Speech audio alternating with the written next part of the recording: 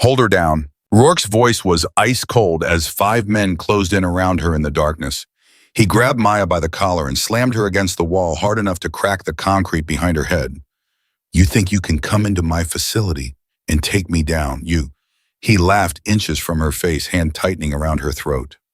You're nobody. You're nothing. The 5 men moved in. She let them get close, let them put their hands on her. Then something shifted behind her eyes, something ancient and trained and absolutely lethal. And she said, barely above a whisper, last warning. They didn't listen. Nobody ever does. Before we go any further, if this is your first time here, hit that subscribe button and turn on notifications so you never miss a story like this one. Drop your city in the comments right now. I want to see how far this story travels. Now let's get into it. The morning she arrived, the desert was already angry. Heat shimmered off the asphalt in long, lazy waves, distorting the air above the training yard like something out of a fever dream. The Joint Tactical Training Facility sat in the middle of nowhere 40 miles from the nearest city, surrounded by nothing but red rock, open sky, and the kind of silence that makes men feel big. It was the kind of place where the military sent people to be broken down and rebuilt, where careers were made or ended in the span of a single week. Nobody paid attention to the woman who stepped off the transport vehicle at 0600. She wore no rank insignia, carried a single duffel bag, said nothing to the driver, nothing to the checkpoint officer, nothing to the handful of trainees already milling around the entrance gate waiting for morning formation. She just walked steady, unhurried, each step placed with the quiet confidence of someone who had walked through far worse places than this. Her name on the intake roster read Carter M. Civilian Contractor. Support personnel. That's what the paper said. And in a place full of men who believed everything on paper, that was all they needed to know. Sergeant Dale Rourke saw her first. He was standing near the equipment shed with 2 of his guys, Corporal Hicks and a thick-necked former college linebacker. Everyone called Boomer when the transport pulled in. Rourke was the kind of man who took up space on purpose. Broad shoulders, a jaw like a concrete block, and the permanent expression of someone waiting to be offended. He had 3 tours in Afghanistan, a wall full of commendations, and an unshakable belief that the training yard was his kingdom. He watched the woman walk through the gate and felt something he couldn't quite name. Not attraction, not interest, something closer to irritation. Like a fly that had wandered into a room where flies didn't belong. The hell is that? Boomer muttered, squinting. Contractor, Hicks said, reading from his tablet. Carter, support staff.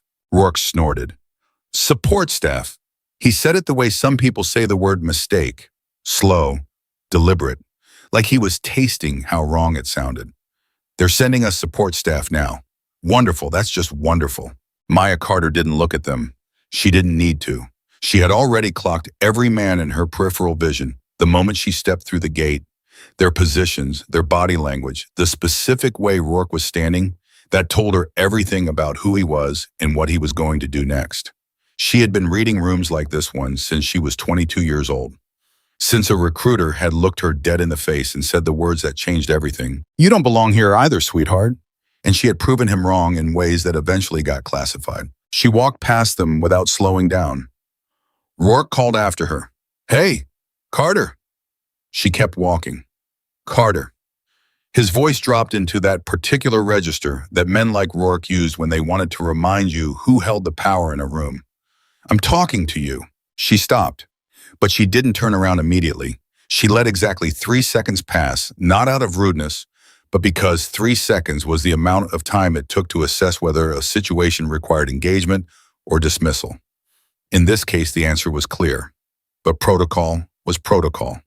She turned. Sergeant, she said. Rourke walked toward her, slowly, hands in his pockets. The walk of a man who had never once in his adult life felt physically outmatched. Hicks and Boomer trailed behind him like planets orbiting a particularly unpleasant sun. You sure you're in the right place, Rourke said. He looked her up and down, not suggestively, but assessingly, the way you might look at a tool that someone had left in the wrong drawer. This is a tactical training facility, not a supply depot. I'm aware, Maya said. Civilian support staff doesn't usually come through the main gate. I did today. Rourke's eyes narrowed. Something about her voice bothered him. It was too flat, too controlled. Most people, civilian contractors especially, softened when he used that tone. They apologized, explained themselves, got nervous. She did none of those things. She just looked at him with calm, dark eyes and waited. What exactly is your support role, Carter? That's above your clearance level, Sergeant. The yard went quiet. Boomer actually took half a step back. Hicks blinked. Rourke's jaw tightened. He wasn't used to hearing that sentence from someone who looked the way she looked, average height, lean build, not a single visible marker of rank or authority. In his world, clearance level was something that got name-dropped by officers with eagles on their collars, not contractors carrying duffel bags. He laughed. It was not a pleasant laugh. Lady, I've been here 12 years. There's nothing that happens in this facility that's above my level. Maya looked at him for one long, steady moment. Then she said simply, walk away now. And Rourke, for just a fraction of a second, hesitated. It was tiny, barely perceptible, but she saw it. She always saw it. That brief involuntary pause that the body makes when something in the deep animal brain registers a warning signal that the conscious mind hasn't caught up to yet. His body knew something his ego didn't.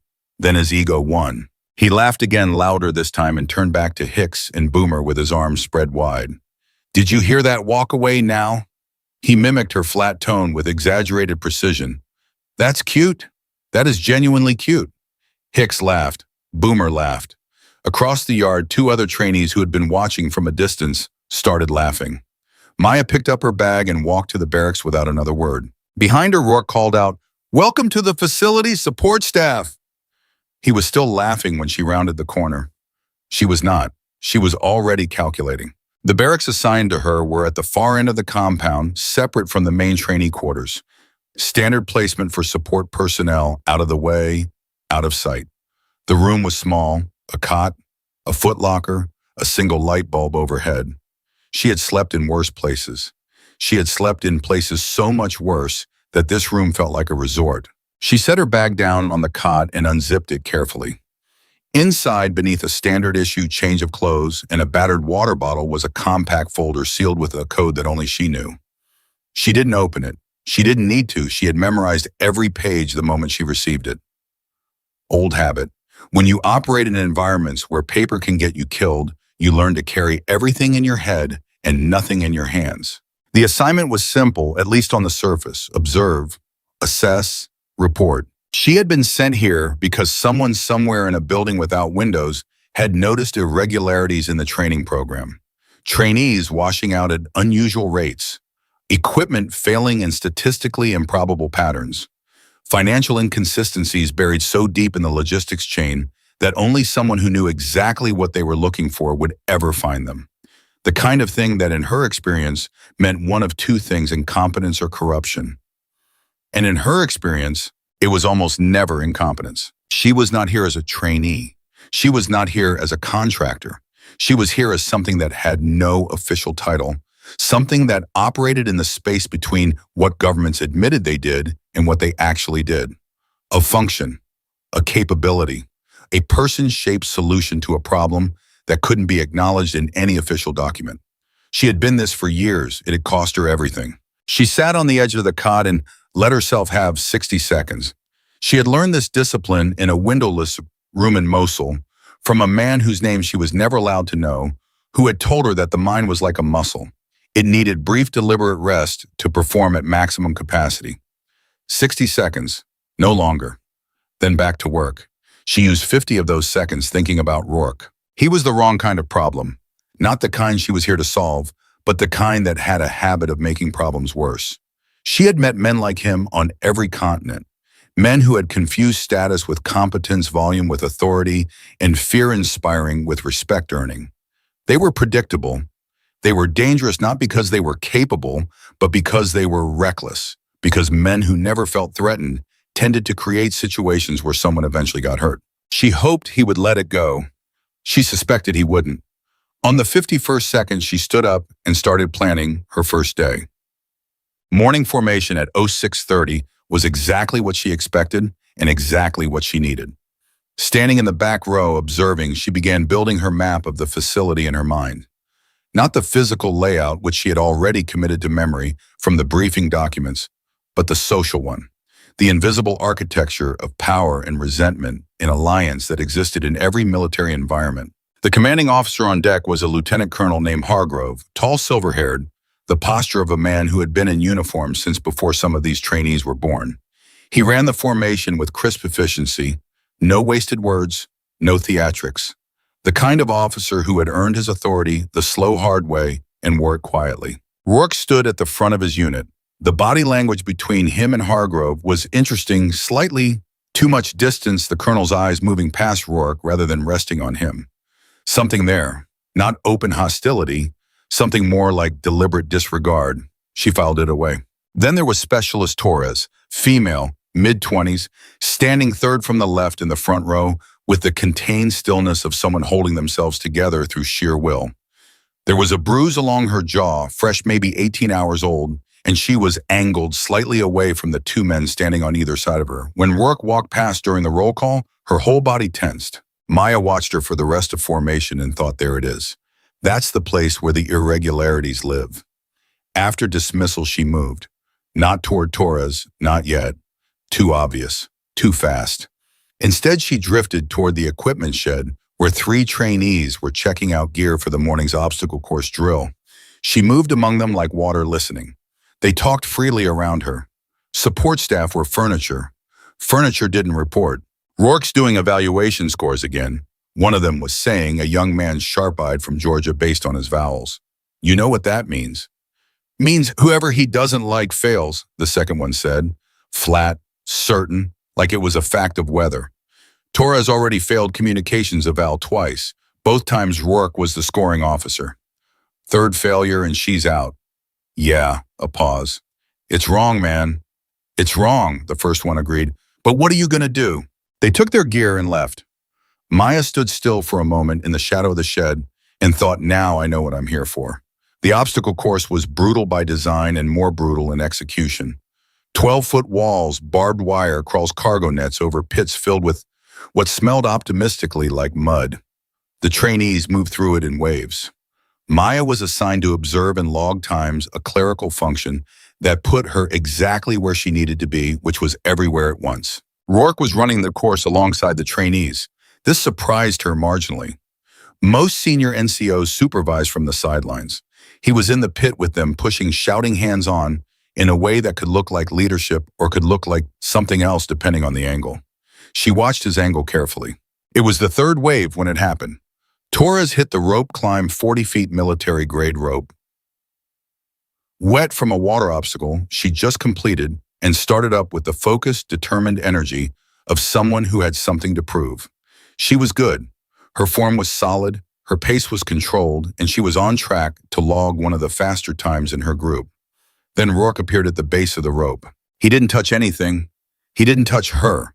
He just stood directly below her and started talking in that low, specific voice, not loud enough for the official observer to hear clearly across the yard, but perfectly audible to Torres on the rope.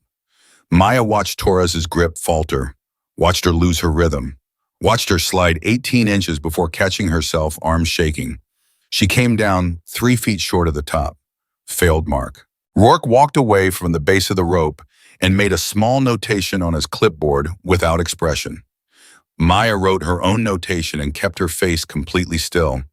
That evening, she found Torres alone near the water station on the east side of the yard. Maya filled her own bottle, said nothing for a moment, then, "That rope climb this morning. Your upper body form was correct. The failure wasn't technique." Torres stiffened. "I know that. I know you know that." Silence. Torres looked at her sideways, this quiet woman who everyone said was just support staff, but who stood like something else entirely. "Who are you?" "I'm here to log times," Maya said. Torres searched her face. Whatever she saw there or whatever she didn't see, meaning fear, meaning judgment, meaning pity, seemed to make a decision for her. "He does it every time," she said, voice low and tight. "Every single time I'm about to hit a benchmark, like clockwork. Every time. And when you report it, he's a sergeant with 12 years and 2 unit commendations. I'm a specialist with a 3-month record and no allies." She said it without self-pity, just the flat mathematics of how power worked. "You do the math." "I'm doing it," Maya said. Torres looked at her again. "What does that mean?" Maya capped her water bottle. "It means someone is doing the math. She walked away, and Torres stood at the water station for a long moment, staring at the space where the quiet contractor woman had been trying to figure out why she suddenly felt for the first time in weeks like she wasn't completely alone. 3 days in Rourke escalated. It was subtle at first, the kind of subtle that people who weren't paying attention would miss entirely. Her gear kept ending up in the wrong place, not missing, just moved. Relocated in ways that cost time, created friction, made her mornings harder without being provable. She would find her logbooks on the wrong shelf.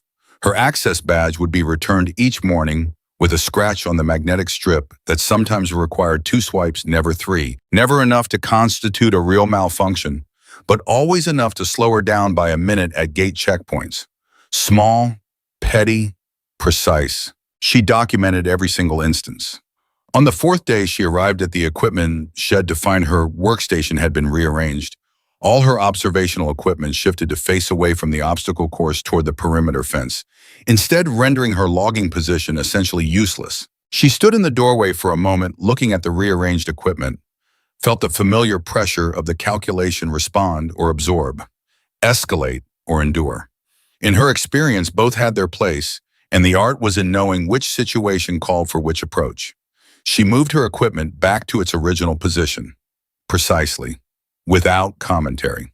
15 minutes later, Hicks appeared in the doorway. He was trying to look casual, which meant he was anything but. "Hey, someone must have moved your stuff. Sorry about that."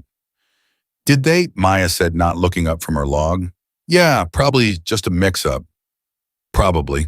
He hovered for a moment, waiting for her to react in some way that he could report back. She gave him nothing. He left. She heard him on the phone 20 seconds later outside the shed. "She just put it back. Didn't say a word." A pause. "I know, man. I know. It's weird." She allowed herself the smallest, most private satisfaction. Let them find the silence unsettling.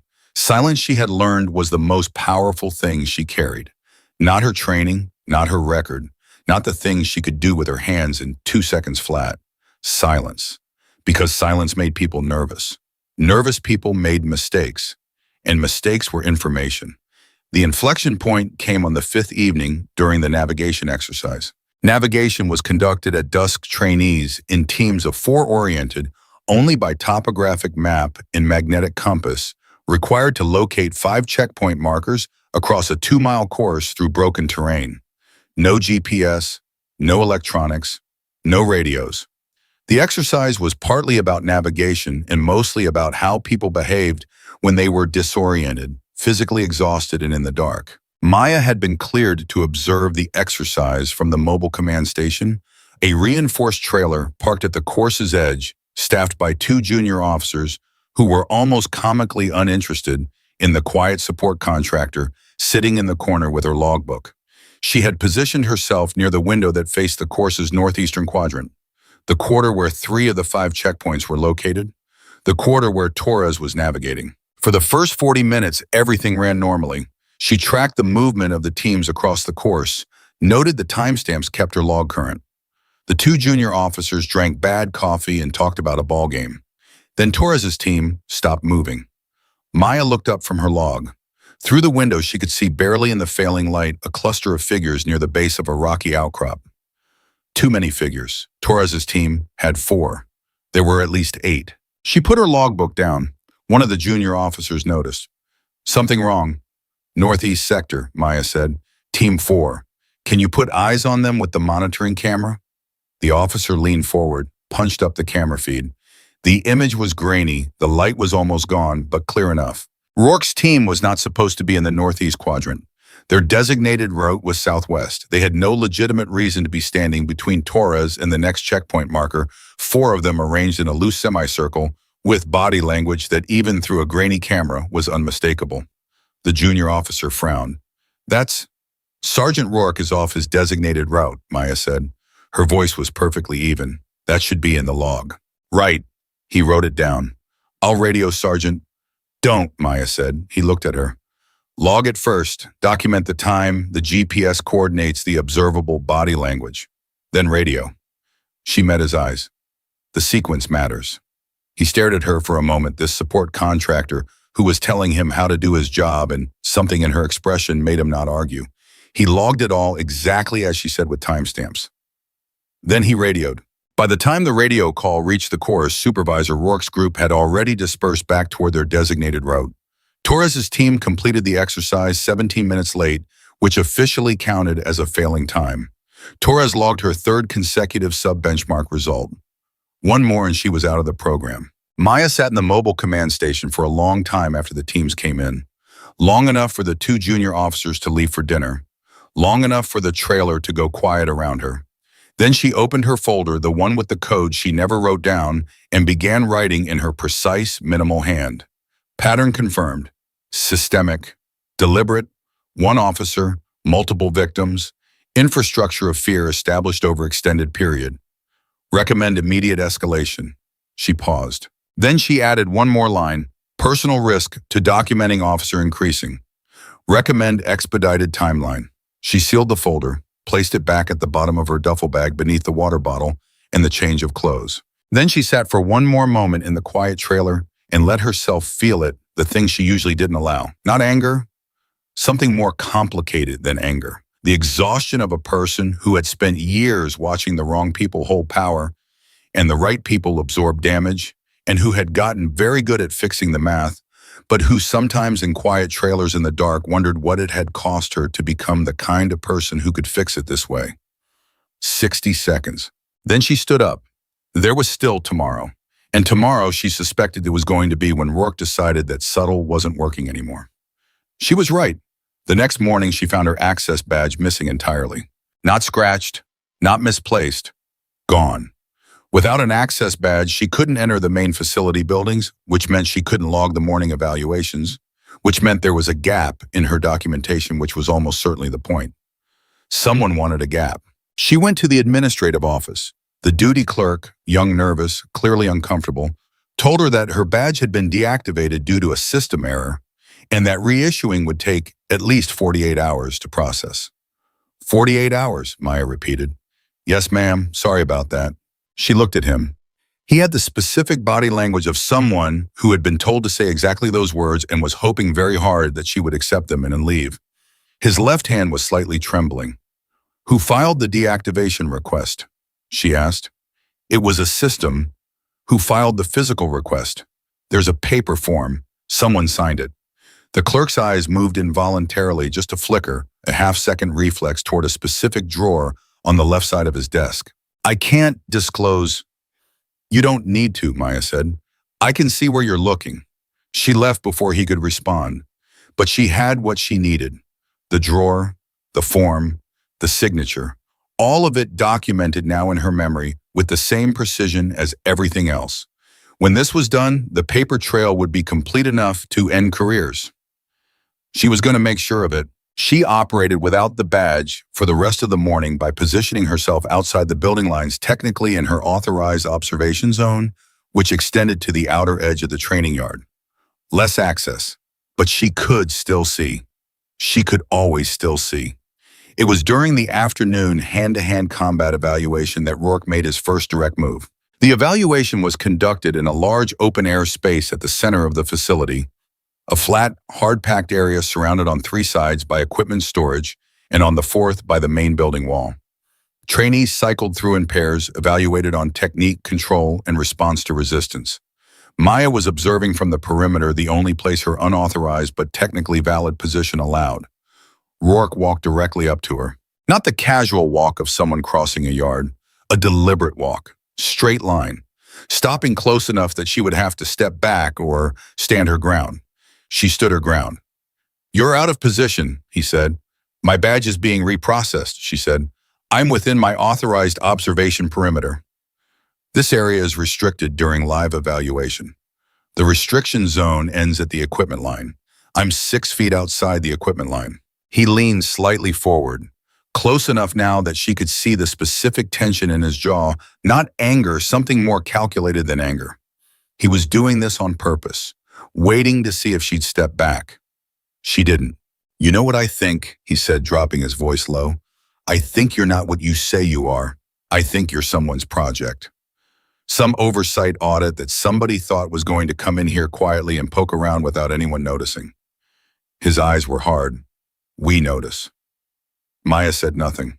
And I think, he continued, that whoever sent you doesn't fully understand how this facility works. Who runs things here? What happens to people who poke around where they're not welcome? He paused, let that sit. You understand what I'm saying? She looked at him for a long, measured moment. The evaluation continued behind him, trainees grappling instructors, calling corrections, and the whole world seemed to contract to this 6-foot stretch of hard-packed dirt between them. I understand exactly what you're saying, Sergeant, she said. Good. Do you understand what I'm saying? He frowned slightly. You haven't said anything. Exactly, Maya said, and she went back to writing in her logbook. Rourke stood where he was for a full 5 seconds. She could feel his confusion without looking up the disorientation of a man who knew how to read aggression and fear, but had never learned how to read this. She had been this. She had learned to be this in places that had tested it in ways that would have destroyed most people. He had no framework for it. He walked away. She kept writing, but her hand, for just a moment, was absolutely still on the page. Not from fear, from the recognition of the things she had felt before in other places. The moment before violence, the stillness in the air that preceded the storm. She had felt it enough times to know Rourke had moved past calculated harassment. He had moved into something else, something that was going to require a different response.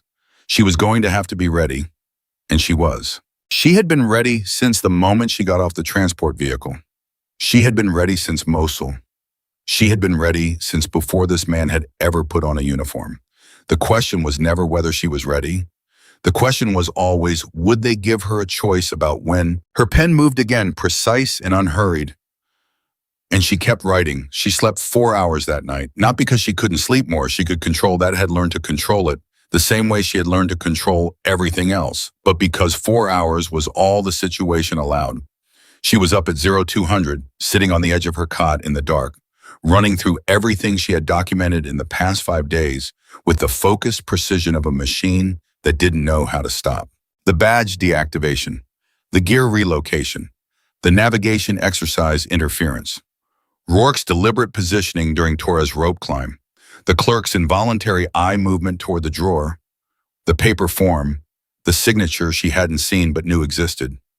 And now this, the confrontation at the evaluation area, the threat that wasn't quite a threat, the hand that hadn't quite touched her, the line that hadn't quite been crossed. She knew what came next. She had seen this pattern before in places far more dangerous than a desert training facility. When a man like Rourke decided that subtle wasn't working, he didn't retreat. He escalated.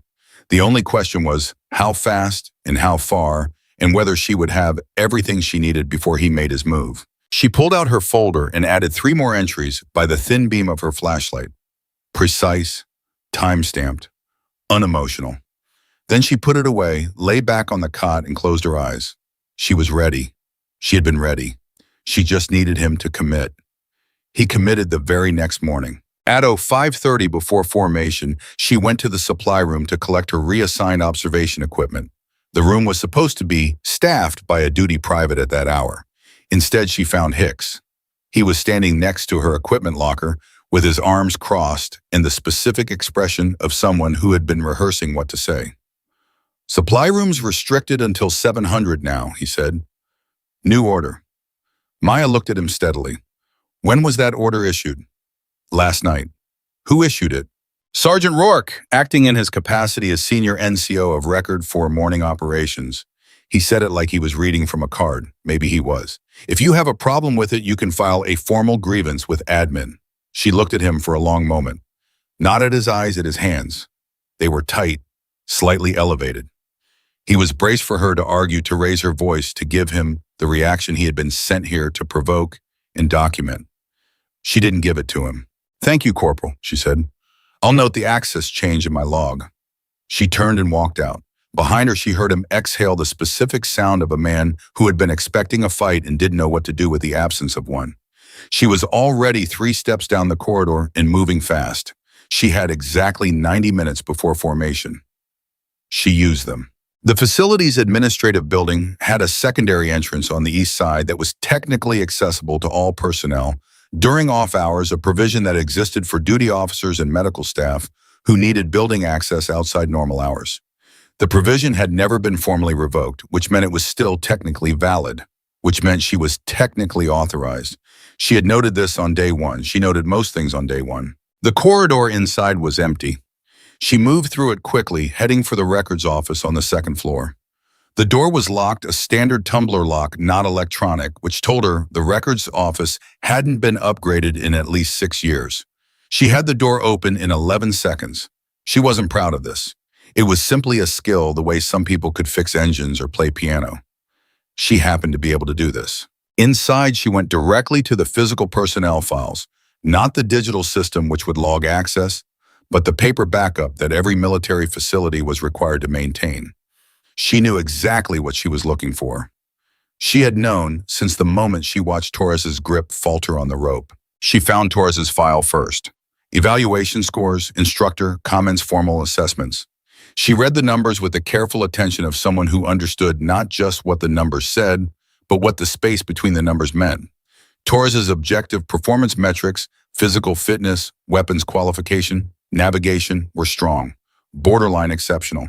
Her instructor-assessed scores, leadership, decision-making, composure under pressure were poor. So poor that they dragged her overall rating below the threshold for program continuation. And every single low instructor-assessed score had been entered by Rourke.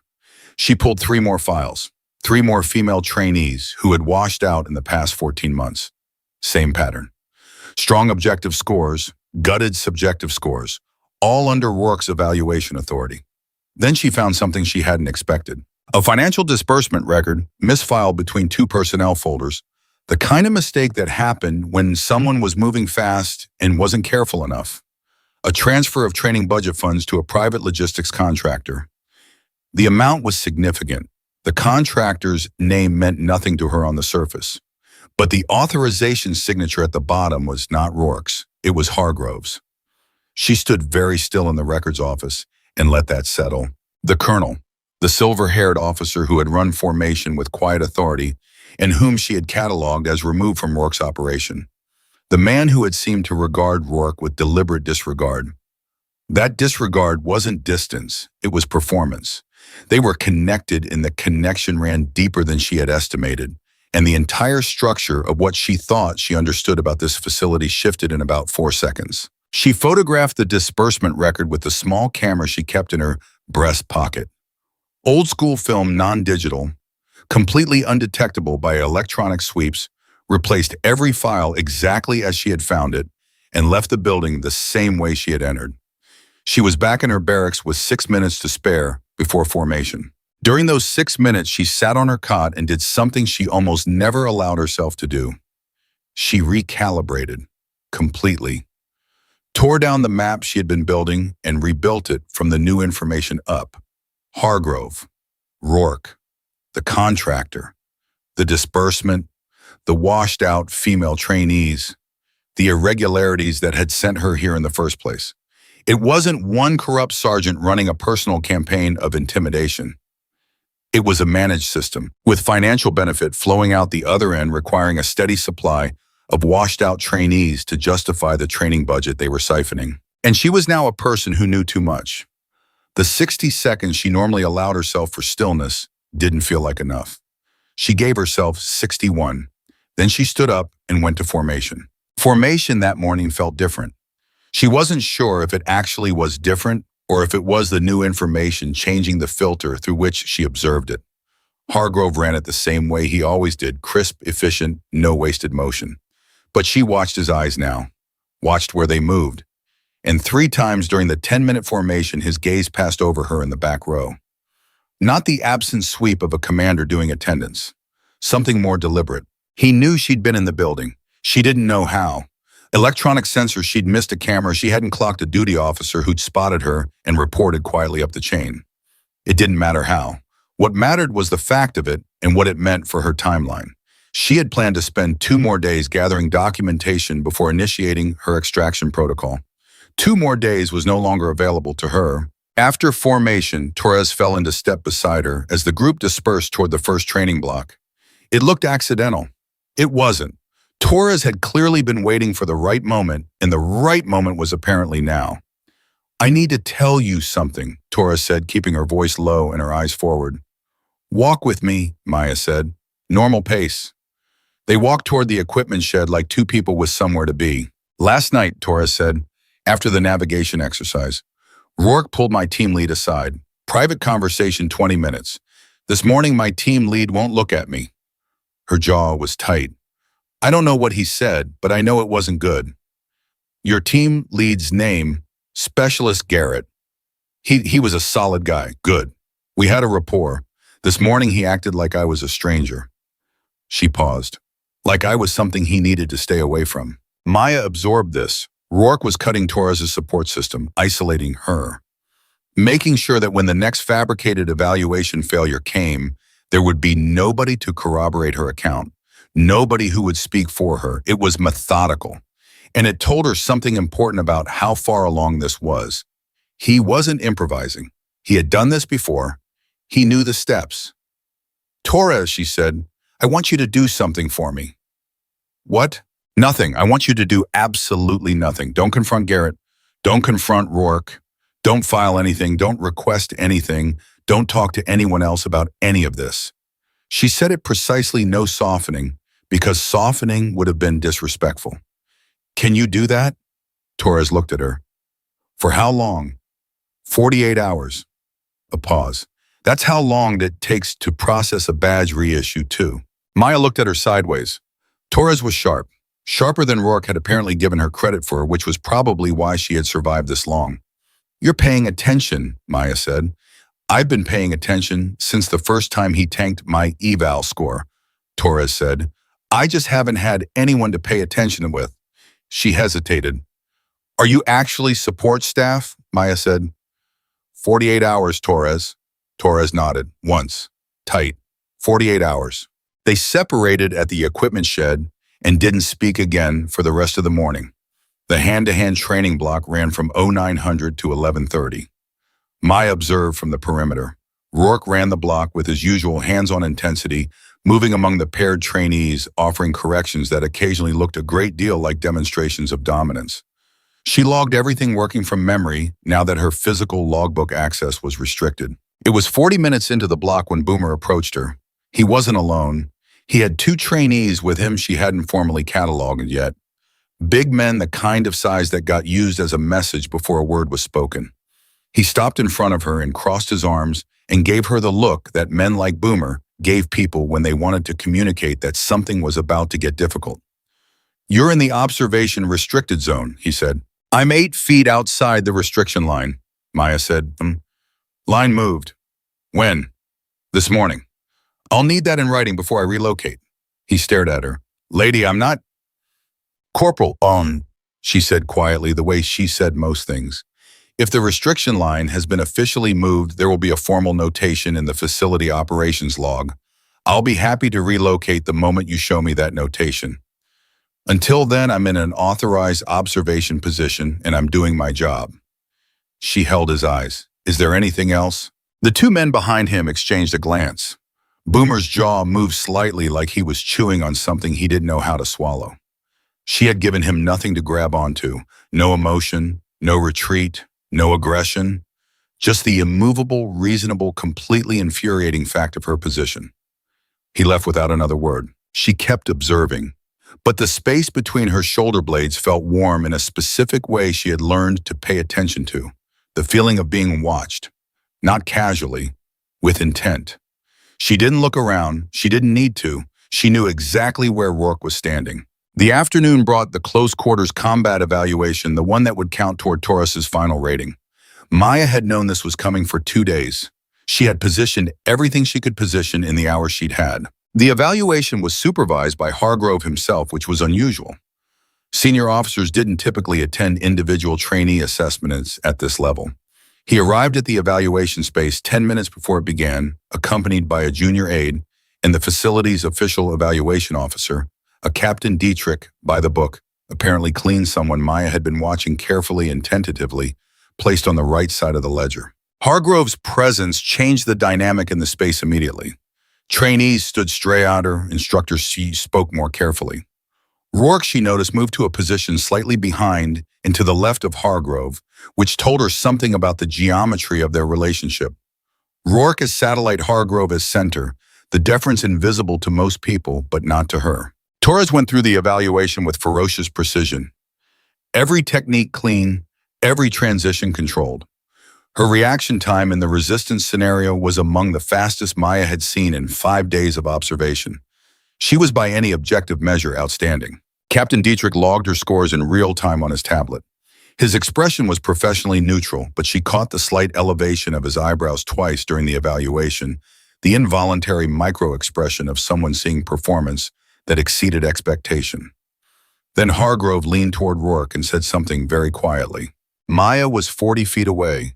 She couldn't hear the words, but she could read the shape of them in the movement of his jaw and the slight downward angle of his head, the angle of someone communicating downward to someone below them in the hierarchy, something they wanted done. And she could read Rourke's response in the single fractional nod he gave, the nod of a man who had received a confirmation of something already arranged. 3 minutes later, during Torres's final resistance scenario, Rourke called a form violation. He stepped forward from his position, not his role, not his jurisdiction. In this evaluation, Captain Dietrich was the scoring officer and said in his official voice clearly for the record, form violation specialist Torres, illegal contact, point deduction. He looked at Dietrich. Logged. Dietrich looked up. Something moved behind his eyes, something that looked like discomfort, like the expression of a man who knew he was watching something wrong and was calculating the cost of saying so. The calculation took 2 seconds. Then he looked back at his tablet. Logged, he said. The score dropped, not catastrophically, but enough. Torres finished the evaluation with a rating of satisfactory rather than outstanding, which pushed her cumulative score to just below the continuation threshold.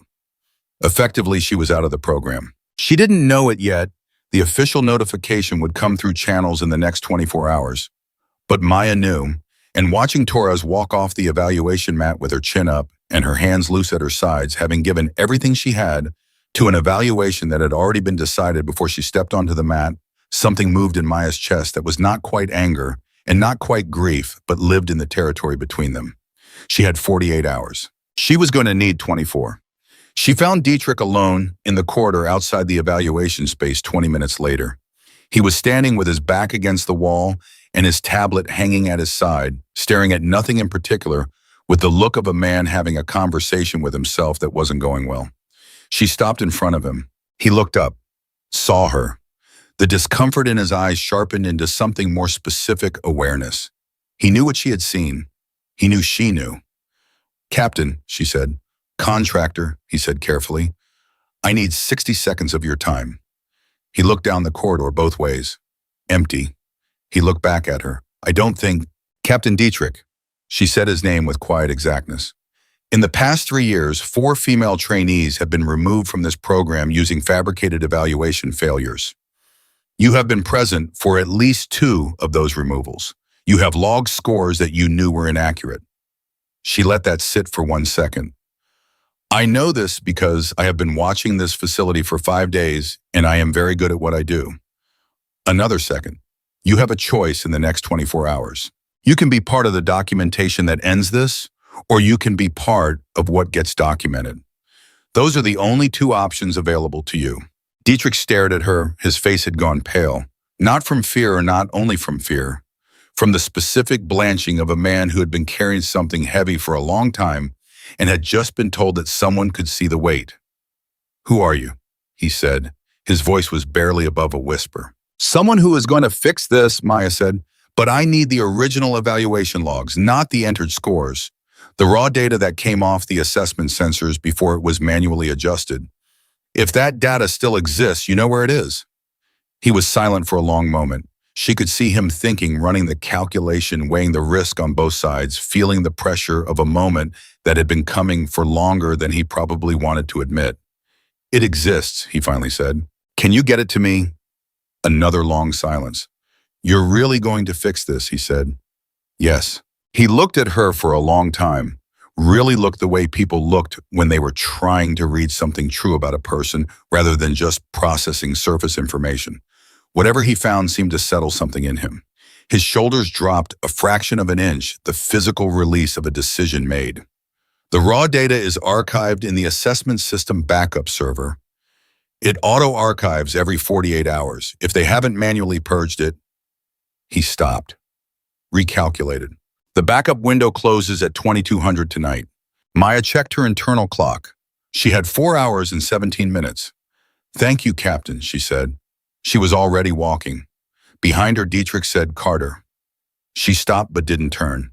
If this goes wrong, his voice broke slightly on the edge of the sentence. He recovered it. If this goes wrong, I need you to know I've been trying to figure out how to stop this for 8 months. She turned then, just enough to look at him over her shoulder. I know, she said. That's why I came to you. She left him in the corridor and moved quickly toward the facility's technical infrastructure building, the folder in her bag growing heavier with every step. Not physically, but in the way that things grew heavier when they mattered, when the weight of them was the weight of someone's career and someone's freedom and someone's belief that the right people would eventually show up. She was the right people. She had never been entirely sure she deserved to be. But she was here and the clock was running, and 4 hours and 17 minutes now. 4 hours and 14 was enough time if she moved correctly and nothing went wrong. She had never been good at nothing going wrong, but she had always been exceptional at handling it when it did. The technical infrastructure building was staffed at this hour by a single systems technician running overnight server maintenance. She had cataloged him on day 2. His name was Private Okafor, 22 years old, 3 months into his first posting. He had the look of someone who had signed up with genuine idealism and was currently in the process of discovering that idealism and military bureaucracy had an adversarial relationship. She knocked on the open door of the server room. He looked up from his workstation. Private Okafor, she said. I'm Carter, contractor. I need access to the assessment system backup archive. He blinked. Do you have a work order for that? I have authorization from Captain Dietrich, she said. Which was technically true. Dietrich had told her the data existed and where it was, which was as close to authorization as she was going to get in the next 4 hours. I need you to pull the raw assessment data from the past 90 days before the 2200 backup window closes. Okafor looked at her, then he looked at his screen, then he looked at her again. Ma'am, that kind of request usually goes through Lieutenant. Private. She sat down in the chair next to his workstation, calm, unhurried. The energy of someone who had all the time in the world, which was the opposite of true, but was exactly what the situation required. How long have you been at this facility? He blinked at the change of direction. 3 months. In 3 months, have you ever felt like something here wasn't right? A pause. His eyes moved slightly, the involuntary tell of someone who had felt exactly that and had been sitting with it. I don't know what you mean, he said carefully. I think you do, she said. And I think you've been at that workstation long enough to have seen things move through this server that you weren't sure how to categorize. She looked at the server racks behind him. The assessment data. Has anyone asked you to manually purge or modify archived records in the past year? The silence that followed was its own answer. It lasted long enough that it told her everything, and when he finally spoke, his voice was very quiet and very young. Twice, he said. I was told it was routine data hygiene. It wasn't, she said. He looked at his hands, then at the server behind him, then at her. Whoever you really are, he said slowly, you're not support staff. No, she said, I'm not. He turned back to his workstation. His hands moved to the keyboard, then stopped. If I do this, you're protected, she said. I will make sure of that personally. He nodded, a slow, deliberate nod, the nod of a young man making the first genuinely consequential decision of his adult life. Then his hands moved on the keyboard with the speed of someone who knew the system well and had been waiting without knowing it for a reason to use that knowledge for something that mattered. The raw assessment data began pulling to an encrypted drive in 4 minutes and 37 seconds. She sat next to him and watched it happen and thought about Torres walking off the evaluation mat with her chin up and about Dietrich in the corridor holding the weight of 8 months and about the 3 other women whose files she had pulled from the records office. Women who had washed out and been erased from this program before anyone with the right clearance had shown up to count the cost. At 21:47, 13 minutes before the backup window closed, she had everything she needed. She stood, took the encrypted drive, looked at Okafor. You did the right thing, she said. Yes, ma'am, he said very quietly. She was almost at the door when he said, "Carter." She turned. Lawson turned. He was looking at her with the frank, open curiosity of someone who hadn't yet learned to hide his questions. "Who exactly are you, I mean?" He gestured vaguely at her. "You, really?" She looked at him for a moment. "Someone who was sent here to do a job," she said. And a pause. "And someone who's going to finish it," she said. She walked out into the night with the drive in her pocket and the folder in her bag and the full weight of what she had built over 5 days sitting solid and undeniable in her hands. The compound was quiet around her, lights out in the trainee barracks, a single guard at the main gate half attentive. She had everything she needed to end this. She was 20 feet from the east building when her instincts, honed by years in places where instincts were the difference between walking out and not walking out, fired hard and sudden and completely. She stopped, listened. There were 4 of them in the dark ahead of her. She couldn't see them. She didn't need to. She could hear the specific quality of their breathing controlled the breathing of men who thought they were being quiet, and the subtle displacement of air that bodies created when they were holding very still and waiting. She had been in this exact position before. Not here, in places with different names and different stakes, but the geometry was the same. She stood absolutely still in the dark and calculated. 4 men, positioned to cut off her path to the barracks, which meant they knew where she had been, which meant either Okafor had already made a call, she didn't believe this, but she logged it, or someone had been watching the infrastructure building and had seen her go in, Rourke. Or Hargrove's reach, which she was now reconsidering as potentially longer than she had estimated. She stood in the dark and was very calm and thought about the encrypted drive in her pocket, in the folder in her bag, and Torres's chin lifting as she walked off the evaluation mat, and every woman whose file she had pulled, and every silent, methodical, infuriating day she had spent in this facility, collecting the evidence that would close this down. She thought about all of it, put it in order, filed it. Then she shifted her weight forward onto the balls of her feet, a habit so old and so deep, it had become something close to instinct, and she walked toward the dark. Because walking away had never been something she was built for. She walked toward them without hesitating. That was the thing about men who set ambushes. They planned for the target to run, or freeze, or back up and try to negotiate. They planned for fear. When fear didn't come, when the person they were waiting for just kept walking toward them at the same steady pace as if she hadn't noticed or hadn't cared, it broke something in the calculation. She could feel it happening before she even reached them, that fractional hesitation, that half second of recalibration where the ambush became uncertain of itself. Rourke stepped out of the dark first, then Hicks, then Boomer, then 2 others she had cataloged as part of Rourke's inner circle, Trainee Walsh, and a thick, quiet man named Pryor who had the stillness of someone who had done physical violence before and hadn't lost sleep over it. 5. She had estimated 4. She adjusted. Rourke had a flashlight. He clicked it on directly into her face, a classic intimidation technique designed to blind and disorient. She didn't blink. She had trained in worse light conditions than this. She had trained in no light at all. "Late night for support staff," Rourke said. She stopped walking, not because she was stopped, because she chose to. There was a significant difference, and she needed him to understand it, even if he never would. "Sergeant," she said. "Where have you been, Carter?" His voice was pleasant in the way that certain kinds of dangerous men made their voices pleasant, a layer of performance over something much colder underneath. "Server room, maybe infrastructure building, because someone was seen going in there tonight without a work order, and that's a serious protocol violation." "I had authorization from Captain Dietrich," she said. "Dietrich doesn't have authority to authorize server access for support contractors." He took a step toward her. "You know what I think? I think you've been a problem since the moment you got off that transport. I think you're not who you say you are. And I think tonight you crossed a line that justifies us detaining you for a formal security review." He paused, let the word detaining sit in the air between them. "Starting right now." Maya looked at him. Then she looked at each of the 4 men behind him in sequence, unhurried, deliberate, the way a person looked at a situation they were fully inside of and fully at peace with. Walsh shifted his weight.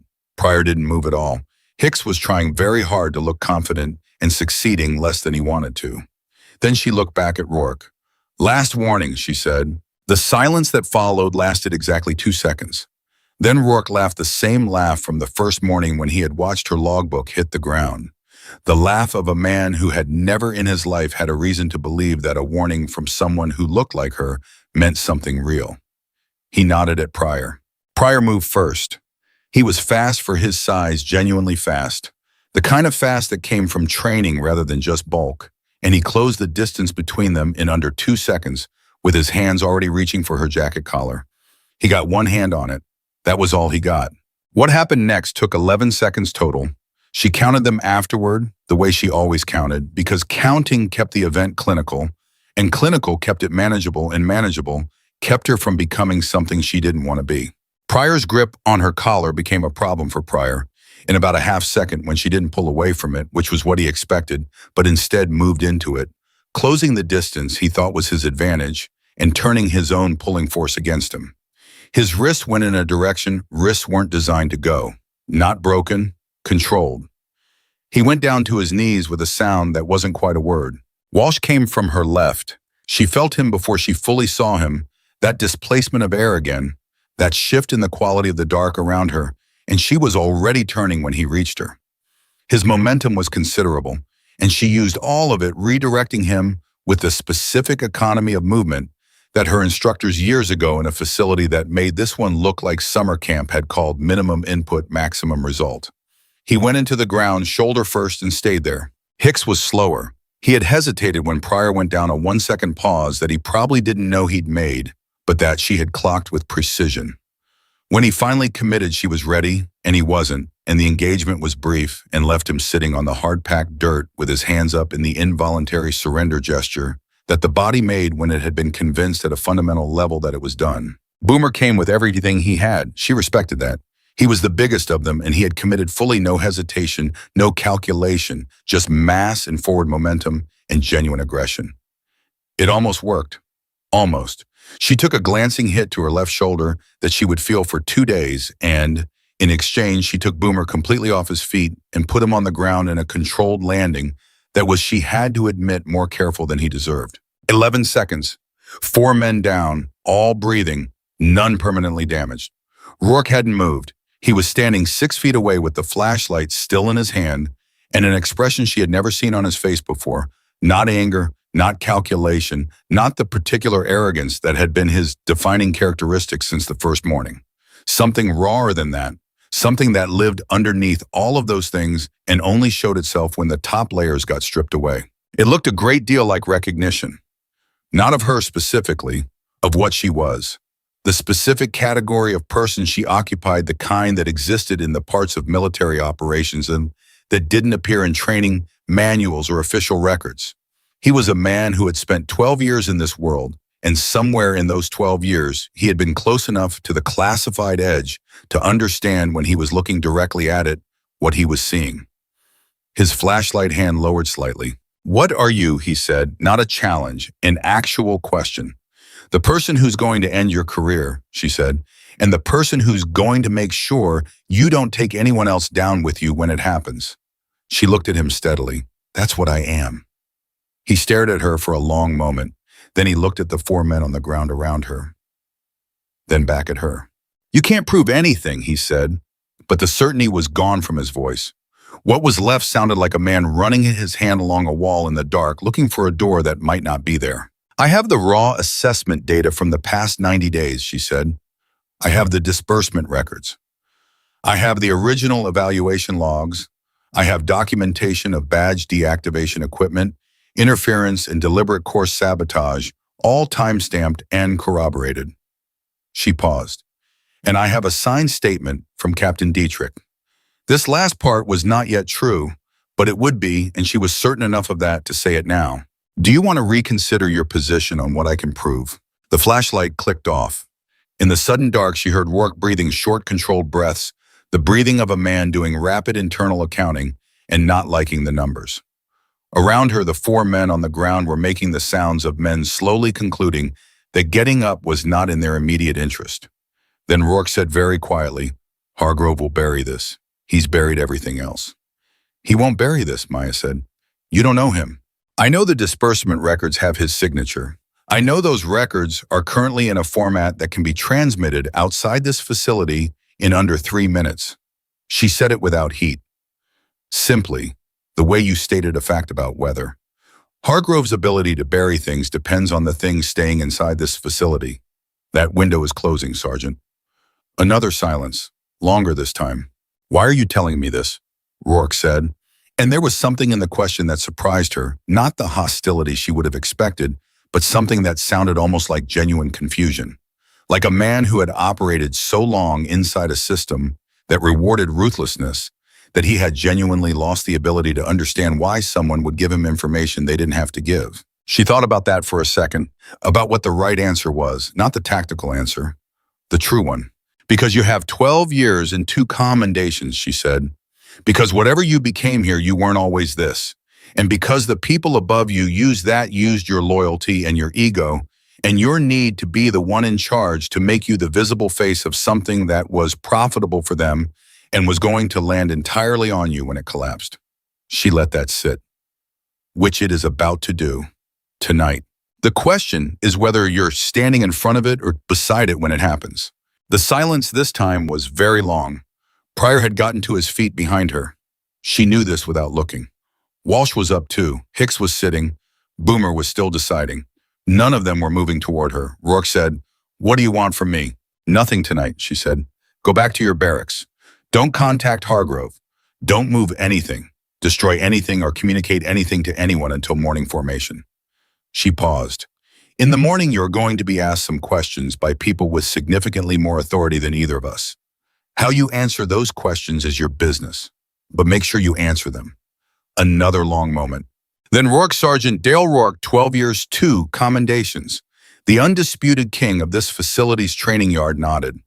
It was the smallest nod she had ever seen on a man his size. But it was real.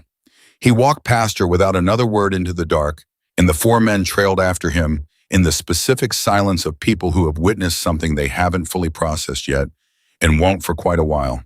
She stood alone in the compound and let herself have 60 seconds. On the 55th second, her secure communication device, the one she carried in the false bottom of her duffel bag, the one that connected to the people in the building without windows, buzzed once. A single pulse, the signal she had been waiting for. Her extraction team was 12 hours out. She had 12 hours to hold everything together. She went back to her barracks and sat on her cot and thought about what Rourke had said. Hargrove will bury this. He's buried everything else. She believed the second sentence completely. She was less certain about the first one, but less certain was not the same as certain, and Hargrove was a variable that had grown significantly more complicated in the past few hours. The colonel knew she had been in the administrative building. He knew or suspected that she had been in the infrastructure building. He was not a man who reacted slowly to threats. He was a man who had maintained a profitable and corrupt operation inside a military facility for what the disbursement records suggested was at least 3 years, which required a specific kind of disciplined, intelligent ruthlessness that she needed to respect as a capability, even as she moved to dismantle it. She had the encrypted drive. She had the photograph disbursement record. She had Dietrich's potential statement and Okafor's knowledge and Torres's documented experience and the paper trail from the personnel files. It was enough, more than enough if it got out of this facility intact. Getting it out intact was now the question. At 01:30, her device buzzed again. Not the single pulse this time, 3 rapid pulses, the urgent signal, the one that meant something had changed. She was off the cot before the 3rd pulse finished. The message on the device's small screen was 8 words: Hargrove has requested facility lockdown. Authorization pending. Move now. She moved. The facility had 4 exit points: the main gate, the east vehicle bay, the west perimeter, access road, and the emergency egress point on the north side that was technically for fire evacuation purposes and was monitored by a camera that she had noted on day 1 had a 7-second reboot cycle when its power was briefly interrupted. She had been carrying the means to briefly interrupt it since day 2. She was at the north egress point in 4 minutes. The camera rebooted. She was through in 5. Outside the facility perimeter, the desert was cold and absolute. No ambient light, no sound except wind and her own footsteps on the hard ground. She moved east parallel to the perimeter fence toward the coordinates where her extraction team would stage their approach. 12 hours, they had said. But the urgent signal changed the timeline. They would be moving faster now. She had been walking for 11 minutes when she heard the vehicle. Not from the extraction coordinates. From behind her, from the direction of the facility, a single vehicle moving without headlights, which meant it was either someone who knew the terrain very well or someone who had night vision capability. Both possibilities pointed in the same direction. She stopped walking and stood absolutely still and listened to the vehicle's engine, note the pitch of it, the rhythm, the specific quality that told her it was a military-issue SUV moving at moderate speed across broken ground. One vehicle. She counted the door sounds when it stopped too.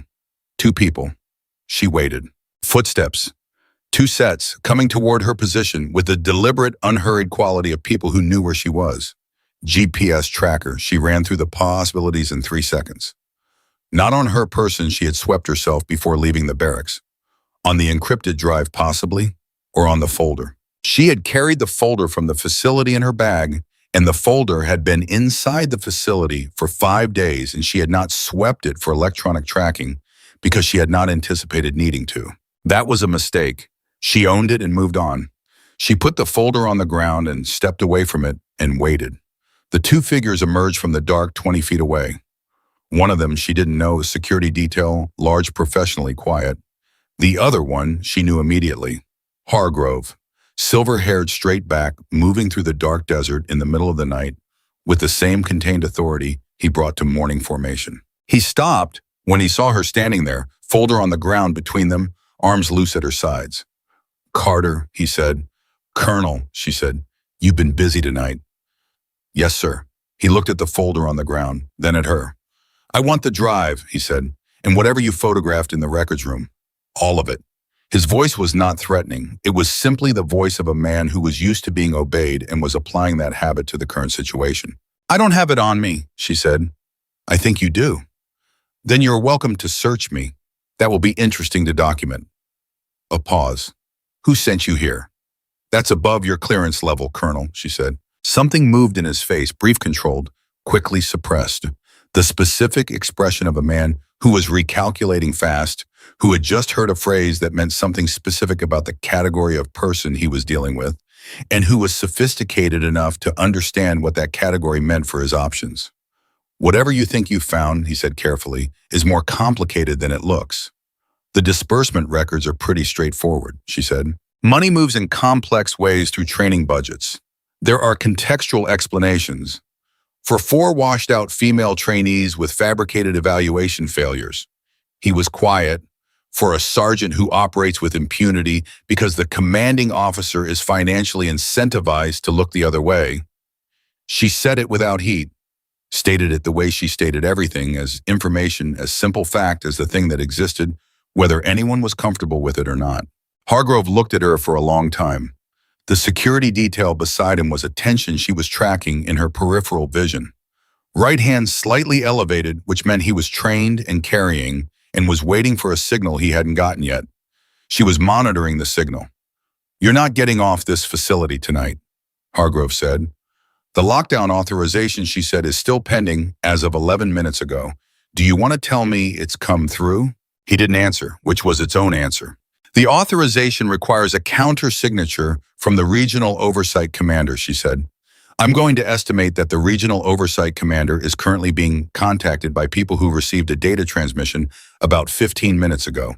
A transmission that originated from this facility and that contained, among other things, the contents of the encrypted drive and the photographed disbursement records." She paused. "Which means the lockdown authorization is not coming through, and you know that." The silence that followed was the longest one yet. The security detail's right hand lowered. He had read the room. She respected him for it. Hargrove stood very still in the dark desert, and she watched the thing that happened to a man when the structure he had built over years, the careful, profitable, self-reinforcing structure, collapsed simultaneously from multiple directions. It wasn't dramatic.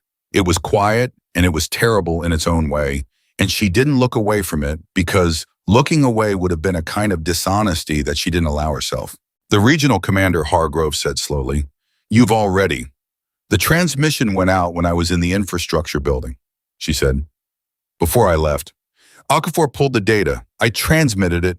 The encrypted drive I'm carrying is a backup. She looked at him steadily.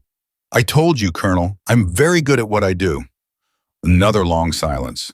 Then Hargrove said something she hadn't expected. He said, how many of them didn't make it through because of me? She looked at him carefully, parsing the question. Not a legal question, he knew the number. A different kind of question. The kind that men asked at 3 a.m. in the dark desert when the structure was gone and what was left was something older and more honest. 4 that I can document, she said. Possibly more. He nodded, a slow, heavy nod. Specialist Torres, he said. Still in the program, Maya said, as of this morning, and if I have anything to say about it, she stays there. He absorbed this. Then he said to his security detail, Kowalski, get back in the vehicle. The man hesitated. Hargrove looked at him. That's an order, Kowalski. Kowalski walked back to the vehicle. Hargrove looked at Maya.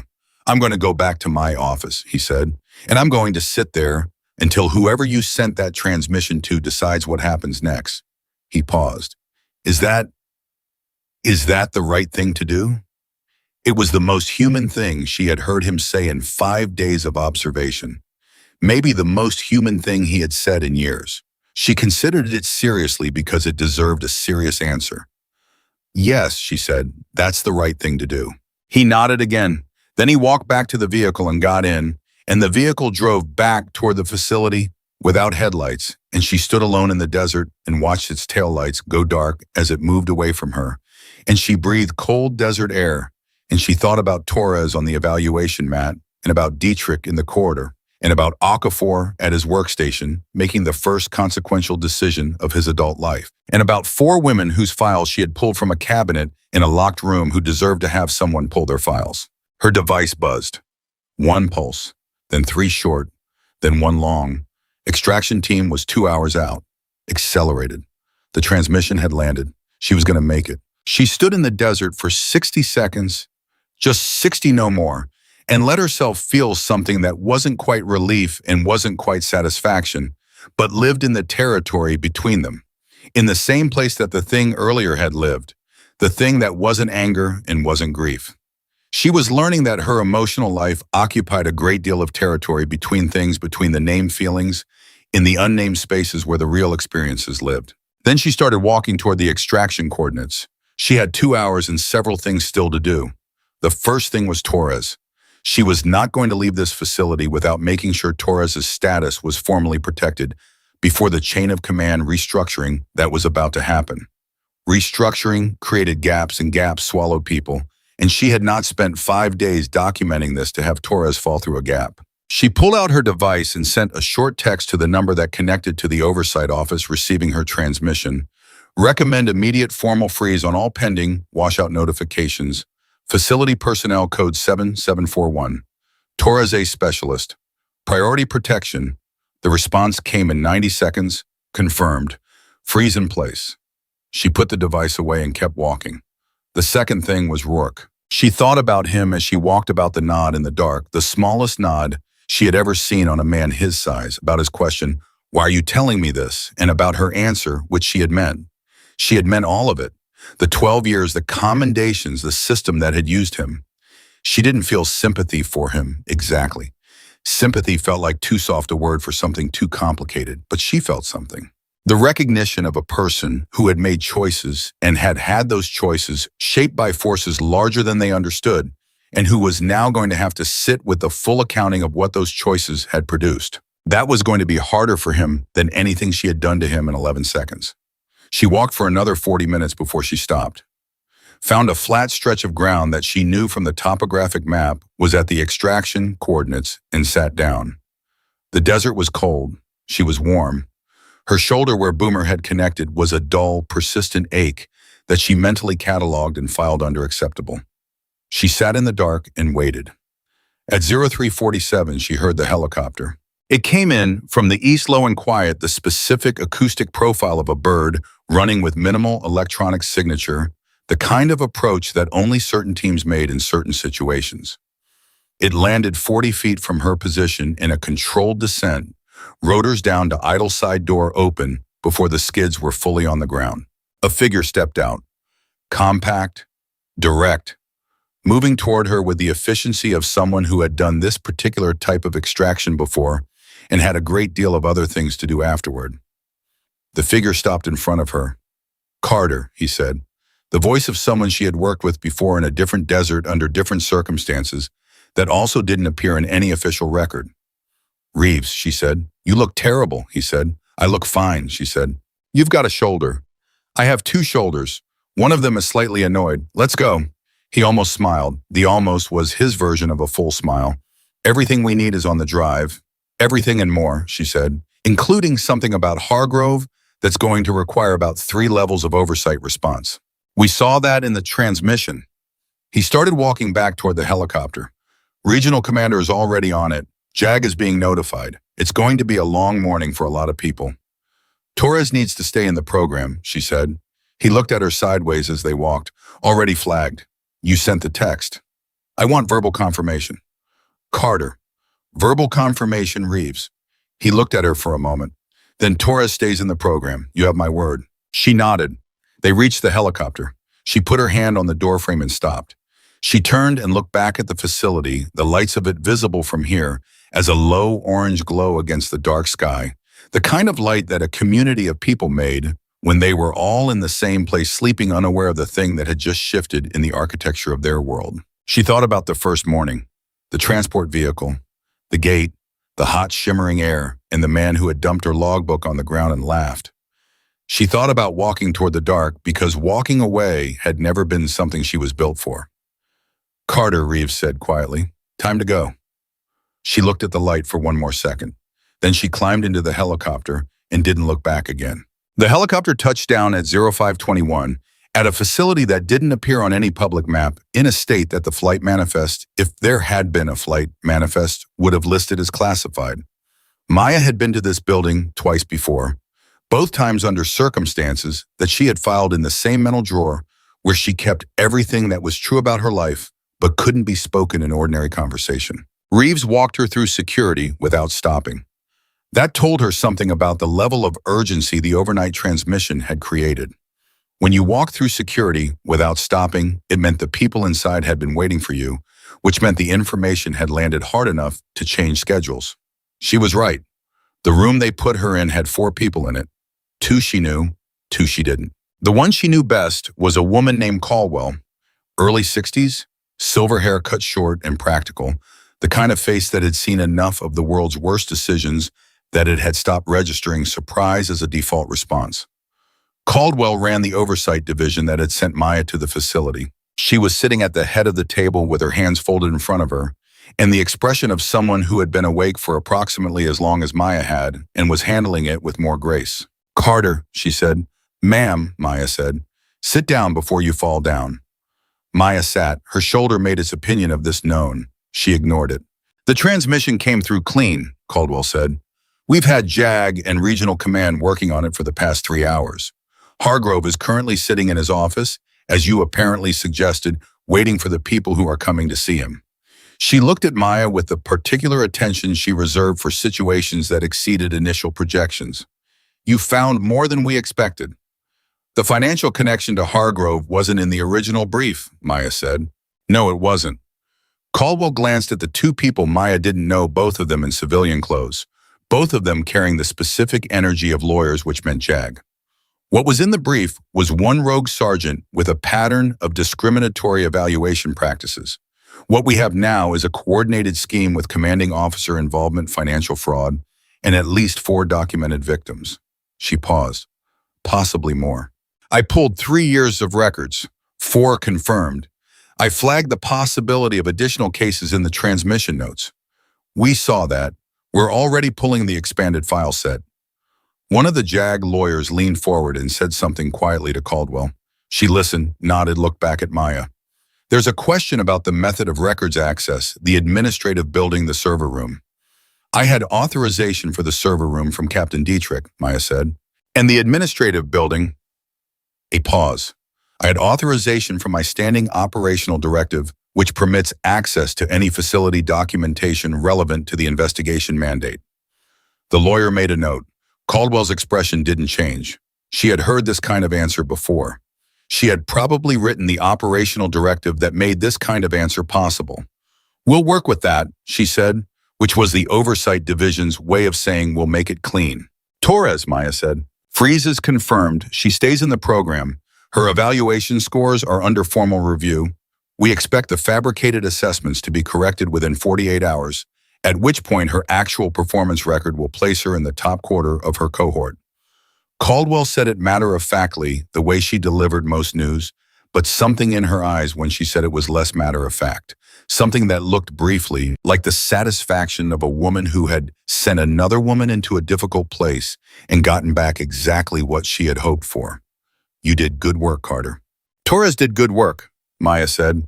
"She just needed someone to count it correctly." Caldwell looked at her for a moment. Then she said, "Get your shoulder looked at. There's a medical officer 2 doors down. After that, debrief room 3. 2 hours." She stood, which meant everyone else stood. "And Carter, there are 4 women who washed out of that program in the past 3 years who are going to have a path to reinstatement because of what you pulled off that server tonight. I want you to know that." Maya heard this. She held it for a second. Let it mean what it meant. "Yes, ma'am," she said. She went to get her shoulder looked at. The medical officer, young, efficient, the practiced hands of someone who had seen field injuries without asking too many questions about how they happened, confirmed what she already knew. Muscle bruising, no structural damage, ice and anti-inflammatories, in the kind of rest that she was not going to get for the foreseeable future. She thanked him, took the anti-inflammatories, skipped the ice, and went to debrief room 3.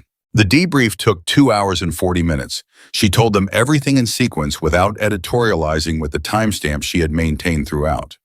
The 2 JAG lawyers asked questions that were precise and well-informed. They had clearly reviewed the transmission contents thoroughly in the time available. Reeves sat in the corner and took his own notes and said nothing, which was standard for Reeves. When it was done, she signed 3 documents and was told that her operational involvement in the matter was formally concluded. She walked out of this building into early morning light, real sunlight, not the orange glow of a facility at night, and stood on the steps for a moment and breathed. It was 0847. She had been awake for approximately 27 hours. Her shoulder ached. The debrief coffee had been terrible.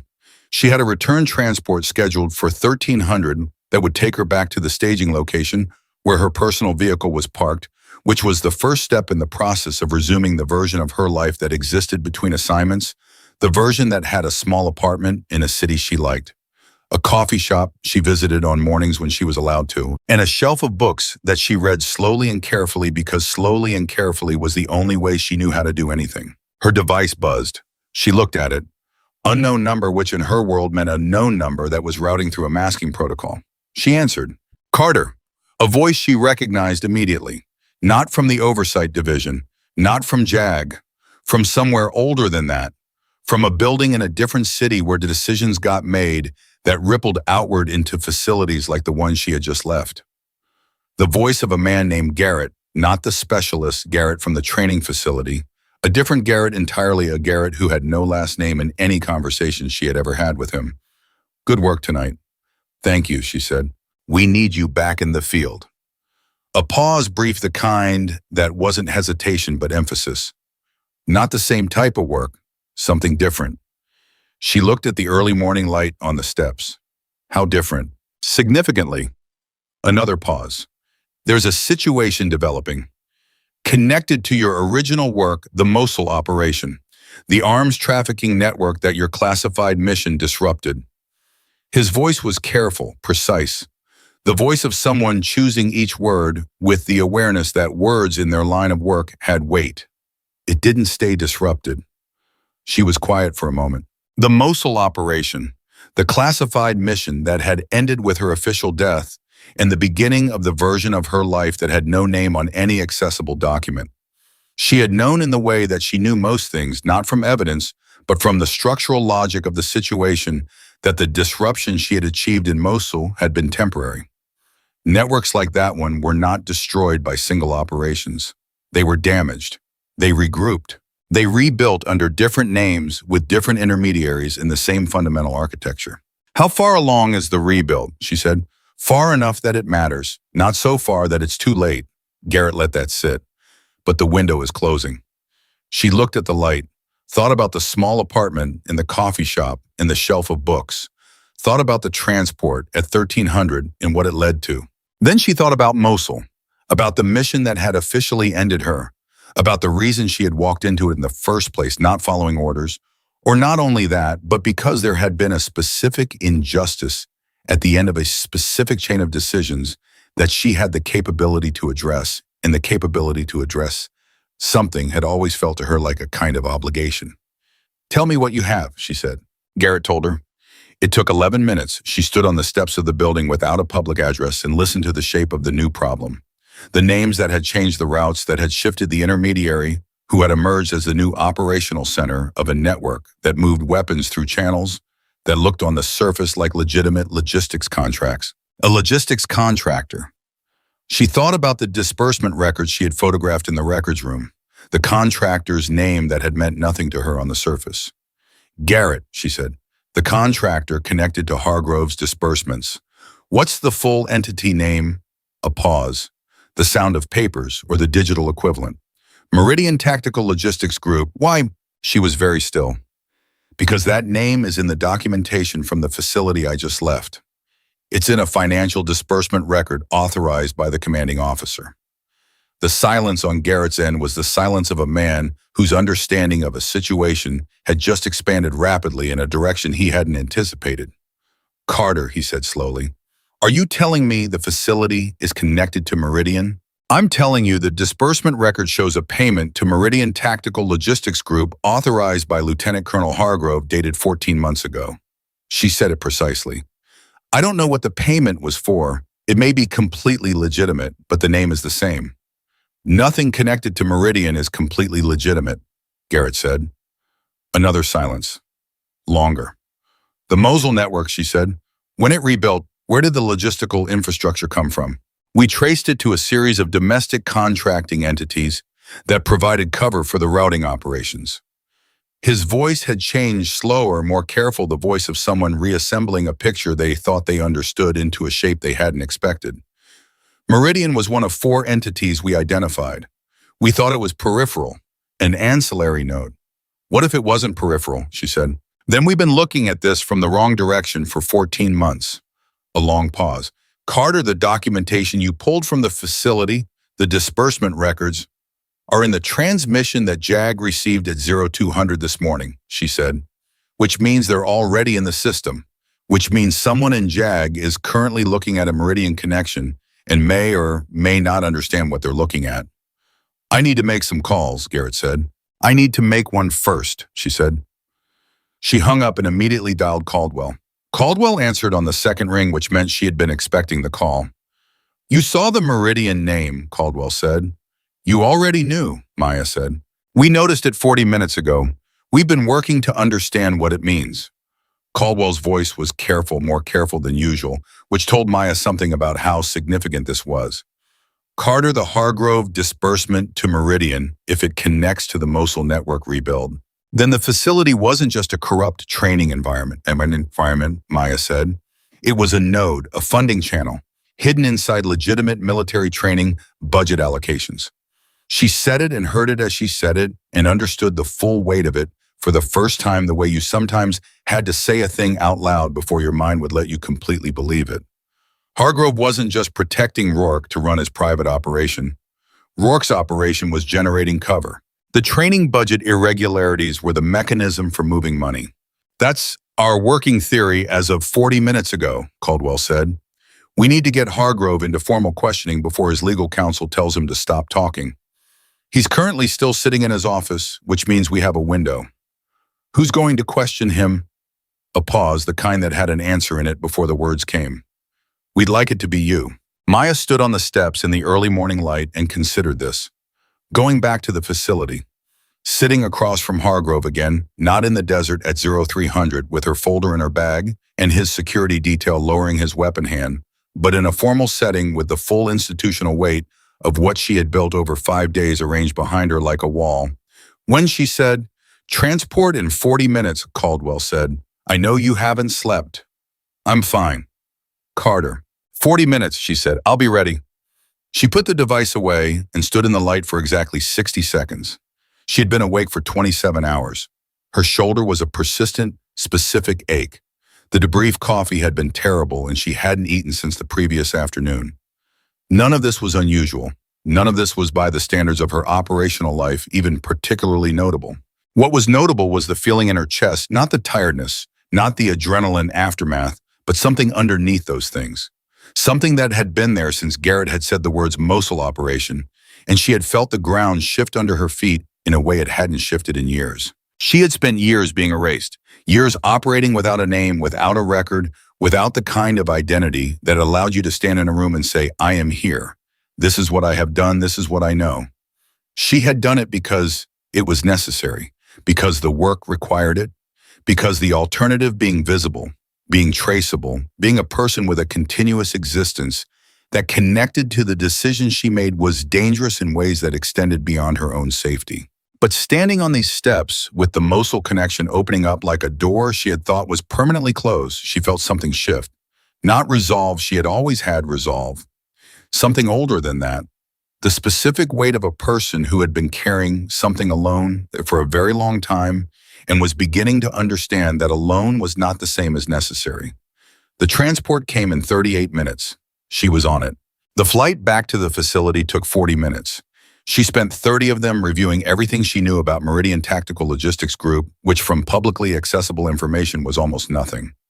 A contracting entity incorporated 3 years ago, registered in a state with permissive corporate transparency laws. A single named officer who was a lawyer and whose function was almost certainly the specific legal function of making the entity difficult to investigate. 47 contracts with various government entities over 36 months, all small enough to avoid the scrutiny thresholds that triggered formal audit. Small enough. She thought about that, about the specific intelligence of building a financial architecture out of transactions that were individually below the attention threshold. You didn't need large transactions if you had enough small ones. You needed patience and a network of insertion points, places where money could enter the system wearing the right costume. A training facility. A corrupt evaluation operation that generated irregular budget activity as a matter of course. A commanding officer who needed to make the irregular activity look like normal operational expenditure. And a contracting entity that could receive payments for services that were vague enough to justify and small enough to avoid scrutiny. It was elegant in the way that genuinely malicious things were sometimes elegant. She had spent enough time studying the architecture of bad decisions to recognize craftsmanship when she saw it. The transport landed. She was in the facility within 10 minutes, moving through a compound that felt entirely different than the one she had left 8 hours ago. The difference was visible. Security presence significantly elevated. 3 vehicles she didn't recognize parked near the administrative building, JAG, she assumed, and regional command. Trainees moving through the yard with the careful, uncertain energy of people who knew something large had happened but didn't have enough information to know what. Instructors clustered near the equipment shed in a conversation that stopped when she walked past. She didn't look at them. She kept walking. Torres was standing near the water station on the east side of the yard. She saw Maya and went very still, the stillness of someone trying to decide if what they were seeing was real. Maya gave her a single nod as she passed, small, certain, the nod of a person who had made a promise and kept it. Torres' face did something complicated. She didn't speak. She didn't need to. Maya kept walking. Hargrove was in his office. He looked up when she came in, and the expression on his face confirmed what she had assessed in the desert at 0300, a man who had come to a kind of reckoning and was sitting inside it. He looked older than he had at formation 5 days ago.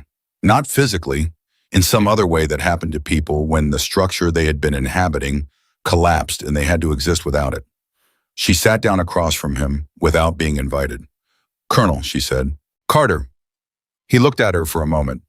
"Or whatever your name actually is." "Carter is fine," she said. He nodded slowly. His hands were on the desk in front of him, flat and still. The hands of someone who had decided to be transparent and was using the stillness as a way of demonstrating it. "Meridian," she said. He closed his eyes for 1 second, then opened them. "You found that. It was in the transmission that went out at 0200. I want to know what the payment was for." A pause, long enough that she was about to push, but he spoke before she did. "Consulting services," he said. "That's what the contract said." consulting services for training program optimization. He said the words like they tasted wrong, which they did because they were the words of a man who had known when he wrote them that they were fiction. The money went to Meridian. I never knew exactly where it went from there. I told myself I didn't need to know. Who approached you about the arrangement? He looked at his hands. Man named Voss, civilian. Came through a mutual contact, someone I'd known from a previous posting.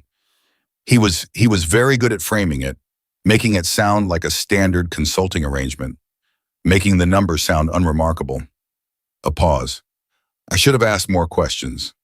Yes, she said. You should have. I know that. His voice was quiet. I've known that for 14 months. He looked up at her. Is this connected to something larger, Voss? Is he connected to something I should have known about? She looked at him carefully, parsing the question. He was asking genuinely, she could hear it. Not legal strategy, not deflection. The actual terrible question of a man who had made a corrupt choice and was now trying to understand how large the thing was that he had fed. We believe so, she said. I can't tell you more than that, but your cooperation in the next few hours is going to matter significantly to how this resolves. I'll cooperate, he said, without hesitation.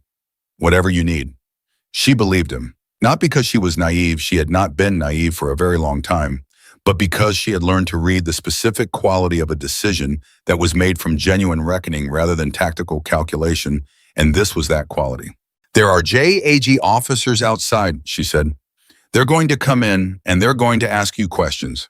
I want you to answer every single one of them. I want you to tell them everything about Voss, about the contact who introduced you, about every communication you had with Meridian and every payment you authorized. She leaned forward slightly. And I want you to tell them about Rourke, everything. Not the version where Rourke was a sergeant who got out of hand. The version where a commanding officer created an environment where a subordinate's abusive behavior was operationally useful because it generated the budget irregularities that made the Meridian payments harder to trace.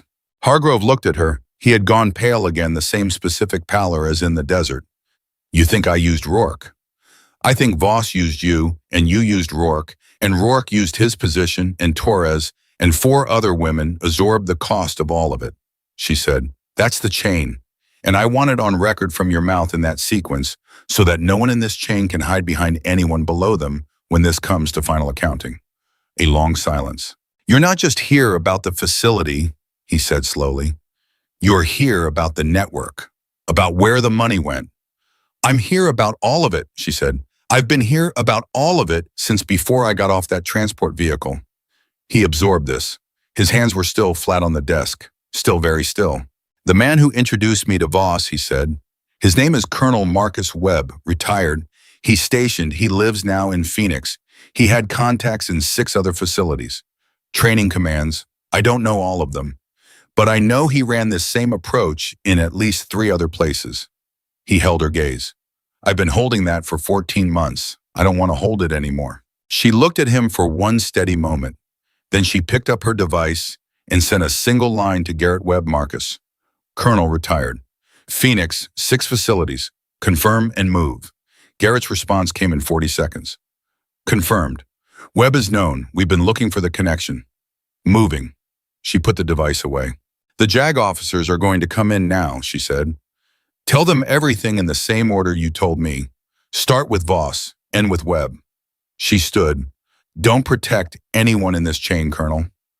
Not yourself, not Rourke, not Voss, not Webb. The only way this resolves correctly is if the whole thing comes out whole. He nodded. That same slow, heavy nod from the desert. I understand. She went to the door, put her hand on the frame. Then, because she was not a person who left things unfinished, the 4 women, Torres and the 3 before her, their service records are going to reflect what their actual performance merited. That's already in motion. She looked back at him. But I want to hear you say it. I want to hear you say that you understand what was done to them. Hargrove was quiet for a moment. She could see him with it, really with it, in the specific way of someone who had been managing distance from a thing and was now choosing to close that distance. I understand, he said. His voice was low. What was done to them was wrong. What I allowed was wrong. He met her eyes. I'm sorry, I know that doesn't fix anything. No, she said. It doesn't. She paused. But it's a start. She opened the door and nodded to the JAO officers waiting in the corridor. They went in. She stepped aside and watched the door close behind them and stood in the corridor for one moment with her hand still raised from the door handle. Her device buzzed again. Garrett, she answered. Webb is in custody as of 11 minutes ago, Garrett said. Phoenix field office made contact. He's talking. A pause. Carter, the Mosul network, we've had the wrong picture of it for 14 months. Webb was the domestic infrastructure, which means we've had people looking at the wrong layer of the operation. Another pause. Waited. We need you on this, not as a contractor, not as a function. His voice changed. Something in it that she hadn't heard from Garrett in years. Something that sounded like the acknowledgement of a debt. We need you as Maya Carter, with your full record, your actual record. She stood in the corridor and heard that. Her full record. Her actual record. The record that had been classified, buried, officially replaced with a death certificate in a closed file. The record of a Navy SEAL ghost operator who had walked into a building in Mosul and come out the other side as something the institutional military didn't have a category for. The record of a person who had spent years being a function and a capability and a solution but not a name. Not a continuous human being with a history that connected to the present. That record is classified, she said, but she said it carefully, in the tone of a question rather than a statement. It can be declassified, Garrett said, if you want it to be. She stood very still.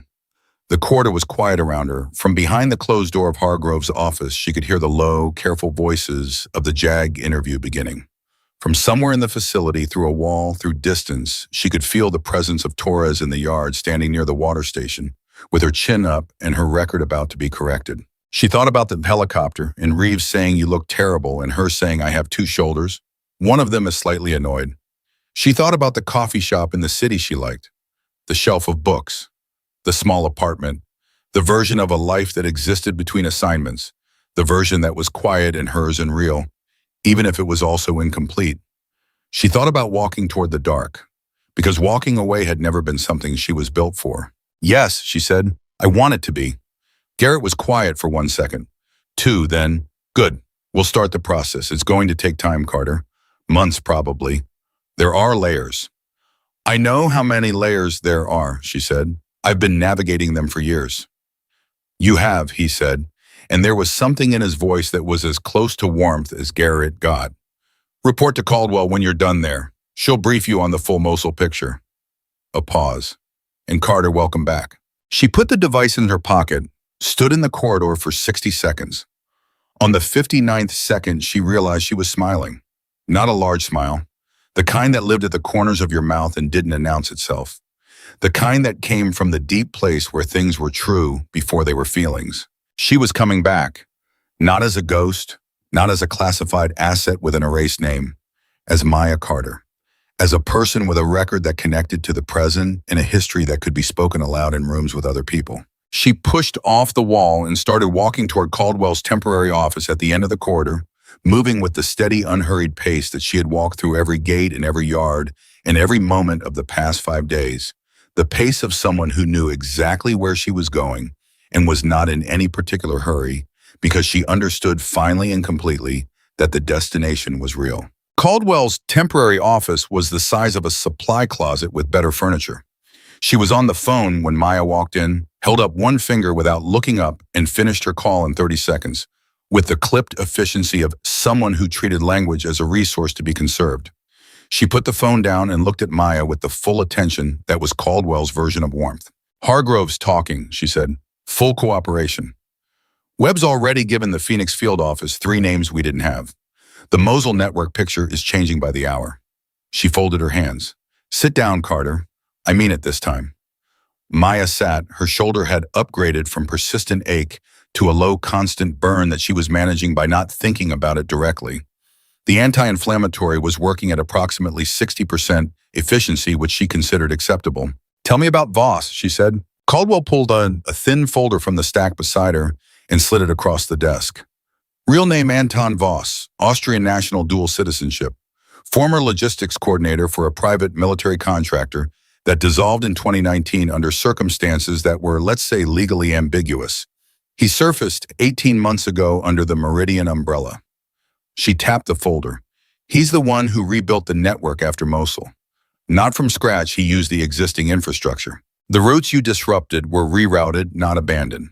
New intermediaries, new financial channels, same fundamental operation. Maya looked at the folder but didn't open it yet. Where is he now? That, Caldwell said, is the question of the morning. She leaned back. We have a last known location from 8 days ago. Since then, nothing, which means he either knows we're close or he's in the middle of an operational move. A pause. Our working theory is both. If Webb gave you 3 names, 2 of those names are financial intermediaries, useful for prosecution, not for finding Voss. Caldwell's eyes were steady and direct. The 3rd name is a logistics coordinator who we believe is currently in contact with Voss, someone who manages the physical movement side of the operation, someone who would know where Voss is staging from. Another pause. Waited. His name is Carver, Derek Carver, former Army logistics officer, medically discharged 4 years ago. He's been working for Meridian since its incorporation. Maya was very still. The name moved through her with the specific resonance of something half-remembered. Not Carver specifically, but the shape of the connection. Logistics officer, Army, medically discharged. She ran the timeline against the Mosul operation in her head. 4 years ago, 18 months after Mosul. Was Carver connected to the original network, she said. Caldwell looked at her carefully. We think he was a peripheral contact, not operational. Someone who provided routing intelligence in exchange for payments that we never traced back far enough. She paused. Until now. Where is Carver? 40 minutes from this facility, Caldwell said, which is not a coincidence. The room went quiet. Maya heard the weight of that sentence fully. 40 minutes, which meant Carver hadn't been randomly located near a military training facility in the desert, which meant the facility, Hargrove Meridian, the disbursements had been at least in part chosen because of its proximity to a logistics coordinator who was managing the physical movement of the rebuilt network. The facility wasn't just a funding node, it was a geographic anchor. Garrett knows this, she said.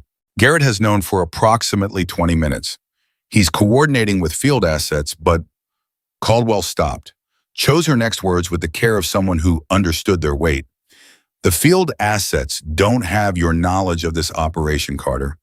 They don't have your understanding of the Mosul network structure, of how it moves, of how Voss thinks. She held Maya's eyes. You do. Maya looked at the folder on the desk, then at Caldwell. You're asking me to go back out. I'm telling you the situation and trusting you to make the decision, Caldwell said. It was a distinction that mattered to both of them. Maya opened the folder. Carver's Vulge file was sparse in the way that files were sparse when someone had been careful for a long time. A photograph mid-40s leaned the kind of face that was designed to be forgettable. A service record that ended with a medical discharge notation and nothing afterward. A current address that was probably not current. And a single flagged communication intercepted 48 hours ago that consisted of 11 words, shipment moving Thursday, confirmed staging point. Voss needs confirmation by 1800. She looked at the timestamp on the intercepted communication. It was currently 10:23 on Wednesday. Thursday was tomorrow. 1800 was 31 hours away. She closed the folder. I need a vehicle, she said, and I need Torres. Caldwell blinked. It was the closest thing to surprise Maya had ever seen on Caldwell's face. Torres is a specialist trainee. Torres has been navigating this facility's terrain for 3 months. She knows the ground within a 50-mile radius from the navigation exercises. She is sharp, she is motivated, and she is the one person in this facility whose evaluation scores I trust completely because I watched her earn every single one of them while someone was actively trying to destroy them. Maya stood. She's also owed, and I don't leave debt uncollected. Caldwell was quiet for a moment, then, she's a civilian trainee, Carter. I can't authorize her for an operational. I'm not asking for operational authorization for Torres. I'm asking for a civilian consultant with terrain knowledge to ride in a vehicle to a location 40 minutes from here while I do my job. She held Caldwell's gaze. That's a completely different category. A long pause. The specific pause of a senior officer identifying the exact boundary of the regulation being proposed and deciding whether it was the right boundary to stand at. "The vehicle will be ready in 15 minutes, Caldwell said. Maya was already at the door. She found Torres at the water station where she had left her. Torres looked up when she heard footsteps, and her whole body changed when she saw who it was, not relaxing exactly, but something in her realigning the way a compass needle realigned when the magnetic field stabilized. "I need your help," Maya said. Torres stared at her. "My help? You've run the navigation exercise routes within 50 miles of this facility for 3 months. You know the terrain."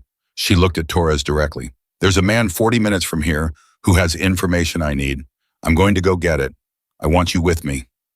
Torres was quiet for 3 seconds. "Then who are you actually?" Maya considered this. The question deserved a real answer.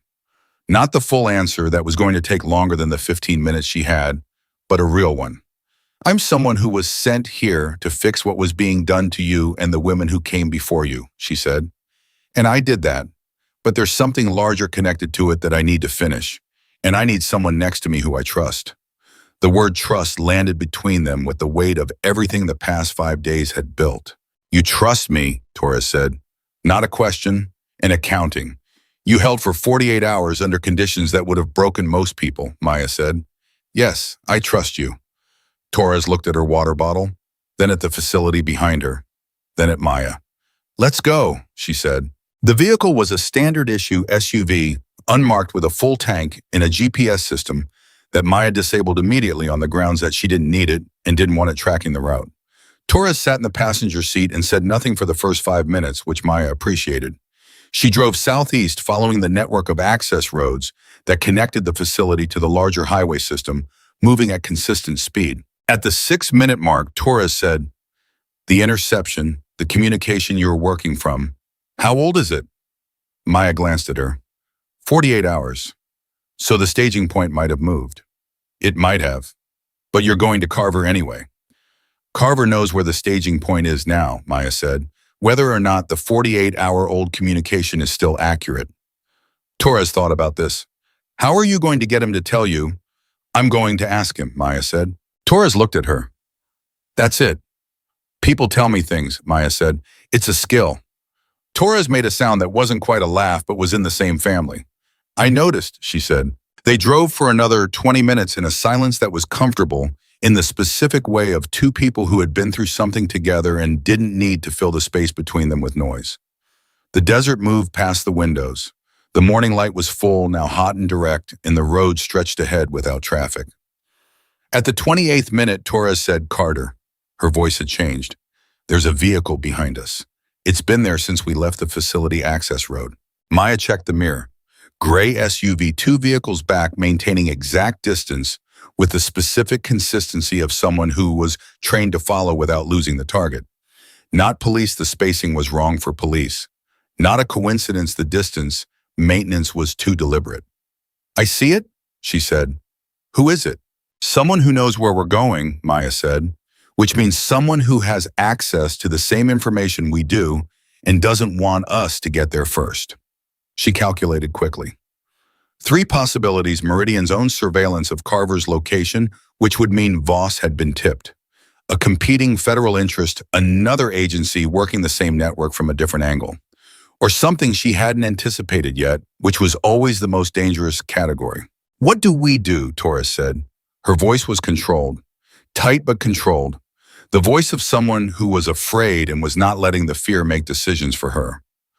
"We don't go to Carver directly," Maya said. "We change the approach." She turned off the main road onto a secondary access route, unpaved, hard-packed, the kind of road that appeared on topographic maps but not on standard GPS systems. "Do you know this road?" she said. Torres looked out this window, studied the terrain with the focused attention of someone who had navigated it on foot. "Navigation exercise route 7, she said. "It runs parallel to the highway for about 4 miles, then cuts north toward the ridge." A pause. "If you follow it 3 miles and turn east, there's a utility access path that runs to the back of the commercial district on Route 9, which puts us at Carver's last known address from the back," Maya said, "without coming through the main approach." "Yes," Torres said, And then, you knew about this road. I knew about the road, Maya said. I needed to know if you knew about the terrain. Torres was quiet for a moment. Testing me, she said. Trusting you, Maya said. There's a difference. The gray SUV had not followed them off the main road. That told her something. Not that they had lost the tail, they hadn't. The tail had simply split off to maintain the primary approach route, which meant there were at least two vehicles and probably a coordinated intercept being set up at Carver's front approach, which meant her window at the back entrance was narrowing. She accelerated. Torres gripped the door handle but said nothing. They reached the utility access path in 4 minutes. Maya turned east and pushed the vehicle as fast as the surface allowed, which was faster than it looked. 3 minutes later, they came out behind a row of commercial units on Route 9 storage facilities, a repair shop, the kind of low-visibility commercial real estate that attracted exactly the kind of tenant who valued low visibility. Carver's address was Unit 14. She found it from the access numbers on the rear of the buildings without slowing down, then parked 2 units away and stopped. Stay in the vehicle, she said to Torres. Carter, if I'm not back in 12 minutes, call this number. She put a card on the dash with a number handwritten in her precise script. Tell them Carter needs extraction at the Route 9 utility corridor. They'll know what to do. Torres looked at the card, then at Maya. 12 minutes. 12 minutes, Maya confirmed. She got out and moved. The back entrance to Unit 14 was a standard commercial roll door padlocked, and a secondary personnel door beside it that had a newer lock than the rest of the unit recently replaced, which told her the previous lock had been compromised at some point. She had the personnel door open in 8 seconds and was inside before the count reached 10. The unit was being used as an operational staging area. She understood this immediately from the specific arrangement of materials, not from the materials themselves, which were mundane on the surface, but from the way they were organized. The spatial logic of a person who thought in logistics, in movement, in the sequencing of physical objects through space. Crates, a folding table with a laptop, a whiteboard with rote notations in a shorthand she partially recognized from the Mosul operation briefings she had memorized years ago. Carver was at the laptop. He heard her come in the door, made a sound, and he turned with the speed of someone who had been operating in a heightened state for long enough that their reflexes were permanently elevated. He was on his feet before she reached the table. Sit down, she said. He didn't sit down. He was bigger than his file photograph suggested, and he had the specific body language of a man who had made a rapid assessment and decided he had options. He moved to his left towards something on the crate beside him. She didn't know what didn't need to know because the movement itself was the information. She was between him and the crate in 2 steps, her hand on his wrist. Gentle pressure precisely applied to the specific nerve cluster that produced instant, overwhelming compliance without damage. He sat down, not because he wanted to, because his body left him no other option. I'm not here to arrest you, she said. She released his wrist and stepped back, gave him space. Space was a tool. I need information, and I need it in the next 10 minutes. After that, the people who are setting up at your front entrance are going to come through the door, and your options narrow significantly. She looked at him steadily. I'm the better option, Carver. I need you to understand that quickly. He was breathing fast, rubbing his wrist, looking at her with the specific expression of a man recalculating its speed. Who are you? Someone who's been inside the Mosul network since before you were part of it, she said. Someone who knows the architecture. Someone who, if you tell me where Voss is staging from, can make sure that when this resolves, the distinction between a primary operator and a peripheral contact is clearly documented. She paused. You know what that distinction means for sentencing? He stared at her. You're offering me a deal. I'm telling you the truth about your situation, she said. The deal is going to come from people with the authority to make it. What I'm offering is the difference between being the person who helped and the person who didn't. A long silence. She could hear him thinking the actual sound of it, the quality of his breathing changing as the calculation ran. She had 10 minutes. She counted internally. 9 minutes, 40 seconds. Voss moves Thursday, Carver said. His voice was low, the voice of a man crossing a line he had been standing at for a long time. He's been at a logistics hub outside Barstow, private facility registered to a shell company called Apex Distribution. He looked at his hands. The shipment goes out at 0400, air freight. If you don't intercept it before wheels up, destination. 3 hops, Final destination is Lagos, but the first transfer point is where the network reconnects to the European distribution chain. He looked up at her. You'd need to intercept at the first transfer, not Barstow. Barstow is a decoy load. The actual shipment is in the second vehicle. She absorbed this, the decoy load. Voss had rebuilt the network with exactly the kind of operational sophistication she would have expected from someone who had learned from the Mosul disruption. He had watched the original network fail, and he had built the new one around the specific vulnerabilities that had caused the failure. She pulled out her device and typed a rapid summary to Garrett. Barstow Facility Apex Distribution. Decoy load, second vehicle. 400 Thursday, first transfer point intercept. She hit send. Garrett's response came in 40 seconds. Confirm moving assets. Do you have the transfer point location? She looked at Carver. He held her gaze for a moment. Then he turned to his laptop, typed something, and turned the screen toward her. Coordinates, a location tag, a facility name. She photographed the screen and sent it without comment. Garrett assets en route. This is it, Carter. Good work. She put the device away. At the front of the unit, she heard voices. The other team at the main entrance. She had approximately 90 seconds. Stand up, she said to Carver. Move to the back door. Keep your hands visible. She looked at him. You made the right choice. He looked at her with something complicated in his face, not relief exactly, and not quite regret, but something in the space between them that was the specific feeling of a person who had been making wrong choices for long enough that making a right one felt foreign and strange and almost painful. I've been doing this for 4 years, he said quietly. He stopped, started again. I told myself it was just logistics, just moving things, that I wasn't. He couldn't finish it. You're going to have a long time to think about that, she said, not unkindly. Go. He went. She followed him out the back door and handed him to Caldwell's people, who had arrived at the utility corridor 45 seconds after she sent the coordinates. She didn't know when Caldwell had deployed them, probably before she left the facility, probably while they were discussing the vehicle. Caldwell always had people moving before the conversation finished. It was one of the things Maya respected most about her. Torres was standing beside the SUV with her arms crossed and her eyes on the back entrance of Unit 14 counting seconds. When Maya came through the door, she exhaled a long, controlled exhale that she had clearly been holding. 11 minutes, 40 seconds, she said. I had 20 left, Maya said. You said 12. I was being conservative. Torres looked at the Caldwell team walking Carver to their vehicle, then back at Maya. Is it done, she said. Maya thought about Voss in a logistics hub outside Barstow, moving a decoy load with a second vehicle at 400 Thursday, operating with the specific confidence of a man who had rebuilt a network carefully and believed he had built it right this time. She thought about the federal assets now moving toward the first transfer point, armed with the exact information that Carver had just given them. She thought about the intercepted communication, 11 words, 48 hours old, in the chain of events that had run from those 11 words through Hargrove's office and Carver's laptop to this moment. The network part is done, she said. The rest is going to take a while. Torres nodded.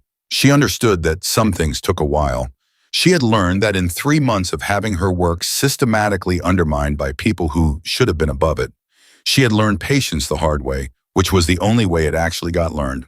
Can I ask you something? Torres said. Yes. When you came to this facility, the first morning, when Rourke dumped your logbook on the ground and you just walked away, she looked at Maya directly. Were you angry? Maya considered the question seriously. It deserved serious consideration. Yes, she said, but you didn't show it. Showing it would have given him something to work with, she said. Anger is information. You choose who you give it to. Torres thought about this. Is that something you learned or something you always knew? Learned, Maya said, the hard way, in a place much worse than this one. She looked at Torres steadily. You're going to learn it too. You're already most of the way there. Torres absorbed this. Then she said, my evaluation scores. Caldwell said they'd be corrected. They'll reflect your actual performance, which places you in the top quarter of your cohort. Maya paused. You earned every point. On your worst day in your worst evaluation with Rourke, standing at the base of the rope and doing his worst, you still nearly made the benchmark. That's not near good enough, Torres. That's exceptional under fire. Torres looked away. Her jaw was working. Not from distress, from the specific effort of someone receiving something they had been told repeatedly they didn't deserve, trying to let themselves believe it. I almost quit, she said. 2 weeks ago, I was going to put in the withdrawal request. What stopped you? A pause. I didn't want him to be right. She looked back at Maya. I didn't want Rourke to be right about me. Maya looked at her for a long moment. At this young woman who had held herself together under sustained, deliberate, systematic assault on her confidence and her record and her right to be exactly where she was and who had stayed, not because the situation was fair, but because she refused to let the unfairness define the outcome. He wasn't right about you, Maya said. He was never right about you. Torres nodded, one firm, clean nod, the nod of a person filing something permanently. They drove back to the facility in a silence that felt different from the silence on the way out. Heavier in some ways and lighter in others, the way silence felt when something had been resolved that had been open for a long time. At the facility gate, Torres said, "What happens to Rourke?" Maya kept her eyes on the road. Formal charges. The fabricated evaluations, the financial fraud, he was embedded in the assault in the dark. He's going to have a long time to think about the choices that got him there. A pause, Vaughn. His career is over. Good, Torres said. Then after a moment, is that wrong? That I think it's good? No, Maya said. It's honest. They went through this gate. The compound had changed again in the hours she had been gone. More vehicles, more movement, the specific choreography of an institutional response in progress. JAG officers moving with purpose. Administrative personnel with the slightly stunned expression of people watching the structure they worked inside being audited in real time. Caldwell was waiting near the administrative building. She looked at Maya and then at Torres with the sharp attention of a woman who had sent out one person and gotten back two and was deciding how she felt about that. Carver is talking, she said. I know, Maya said. Assets are moving on the Barstow location in the transfer point. Voss doesn't know we have the second vehicle information. Caldwell paused. How confident are you in Carver's accuracy? Confident, Maya said. He's been doing this for 4 years, and he's afraid, and he understood that cooperation was his only viable path. People in that position don't give false information. False information ends the cooperation arrangement. She paused. He was telling the truth. Caldwell nodded. Then she looked at Torres. Specialist Torres, your formal reinstatement documentation will be ready within the hour. Your corrected evaluation record will be filed by end of day. You are reinstated to full program, standing effective immediately. Torres stood straight. Yes, ma'am. Your actual performance scores, Caldwell continued, place you third in your cohort. I want you to know that number. Third, out of 31. She said it the way Caldwell said most things, without editorializing, simply as fact, because the fact was sufficient. Dismissed. Torres turned to go. Then she stopped and turned back and looked at Maya with the clear, direct gaze of someone who had something to say and was going to say it, regardless of whether it was the kind of thing people said. Thank you, she said. Not for the scores, for counting. Maya held her gaze. Go be third, she said. Torres walked away across the compound with her chin up and her stride even, and Maya watched her go and felt the thing that wasn't quite satisfaction and wasn't quite pride, but lived in the territory between them, steady and real and entirely earned. Caldwell waited until Torres was out of earshot. Then Garrett called while you were with Carver. The declassification process, your record, it's been formally initiated. You'll need to be available for review interviews over the next several weeks. I'll be available, Maya said. It's going to be strange, Caldwell said. Not unkindly. Having your name back, officially, after this long. Maya looked at the compound around her, the place where she had arrived 7 days ago carrying a single duffel bag and a folder with a code she never wrote down, in which a man had decided immediately that she didn't belong. The place where a sergeant had dumped her logbook on the ground and laughed. The place where a young woman had nearly quit because the wrong people had told her for long enough that she wasn't enough. It's going to be a lot of things, Maya said. Strange is probably one of them. At 1600, she stood in the space where the morning formation had been held every day for the past week, and she sent her final transmission to the Oversight Division. The formal closeout report, the operational summary, the documentation package that completed the case file that would outlast everyone in it. She sent it and put her device away and stood in the quiet of the late afternoon desert and breathed. Her shoulder had settled from a burn to a tolerable ache. She had slept a combined total of 7 hours in the past 3 days. She had a transport back to the staging location, leaving in 40 minutes. And after that, a long drive to the city she liked, and after that, the coffee shop and the shelf of books in the small apartment that had been waiting for her through everything. And after that, Garrett's new briefing, the full Mosul picture, the work that remained. There was always work that remained. That was the nature of what she did not, the completion of problems, but the continuous disciplined engagement with them. One case at a time, one facility at a time, one person at a time. Rourke, Hargrove, Carver, Voss. The women whose files she had pulled from a locked cabinet and whose records were being corrected right now in offices she would never see by people following a trail she had built. Her transport came in 39 minutes. She was on it. In the air, somewhere over the desert, with the facility already invisible below them, Reeves, who had apparently decided he was flying back with her without asking anyone's permission, which was exactly the kind of decision Reeves made, leaned over from the adjacent seat and said, "You know, Garrett's new assignment is going to be worse than this one." "They're all worse than the last one," she said. "You're not wrong." He looked at her for a moment. "You good?" She thought about what good meant, about the specific inventory of the past 7 days, the logbook on the ground, and the man who laughed, and the 4 men in the dark, and the 11 seconds, and Carver's wrist, and Torres's nod, and Hargrove's slow, heavy reckoning, and Garrett's voice saying, "Welcome back." About the declassification process now formally initiated. About her name moving through official channels for the first time in years, reattaching itself to her history like a thing that had been separated and was finding its way back. About walking towards the dark because walking away had never been something she was built for. "Yes," she said, and she meant it in the full, complicated, entirely honest way that yes sometimes meant not that everything was simple, not that the cost hadn't been real, not that the road ahead was anything other than exactly what it had always been, but that she was here, that she was herself, that the record was being corrected and the debt was being paid and the work was continuing, and she was the one doing it with her name under her own identity as Maya Carter SEAL operator. "Ghost no longer." "Good," Reeves said, and went back to his notes. She looked out the window at the desert moving below them and let herself have 60 seconds. All 60 of them, every single one. And when the 60 seconds ended, she opened her folder, picked up her pen, and started writing the first page of what came next. She was done being erased. She was home, and she was just getting started.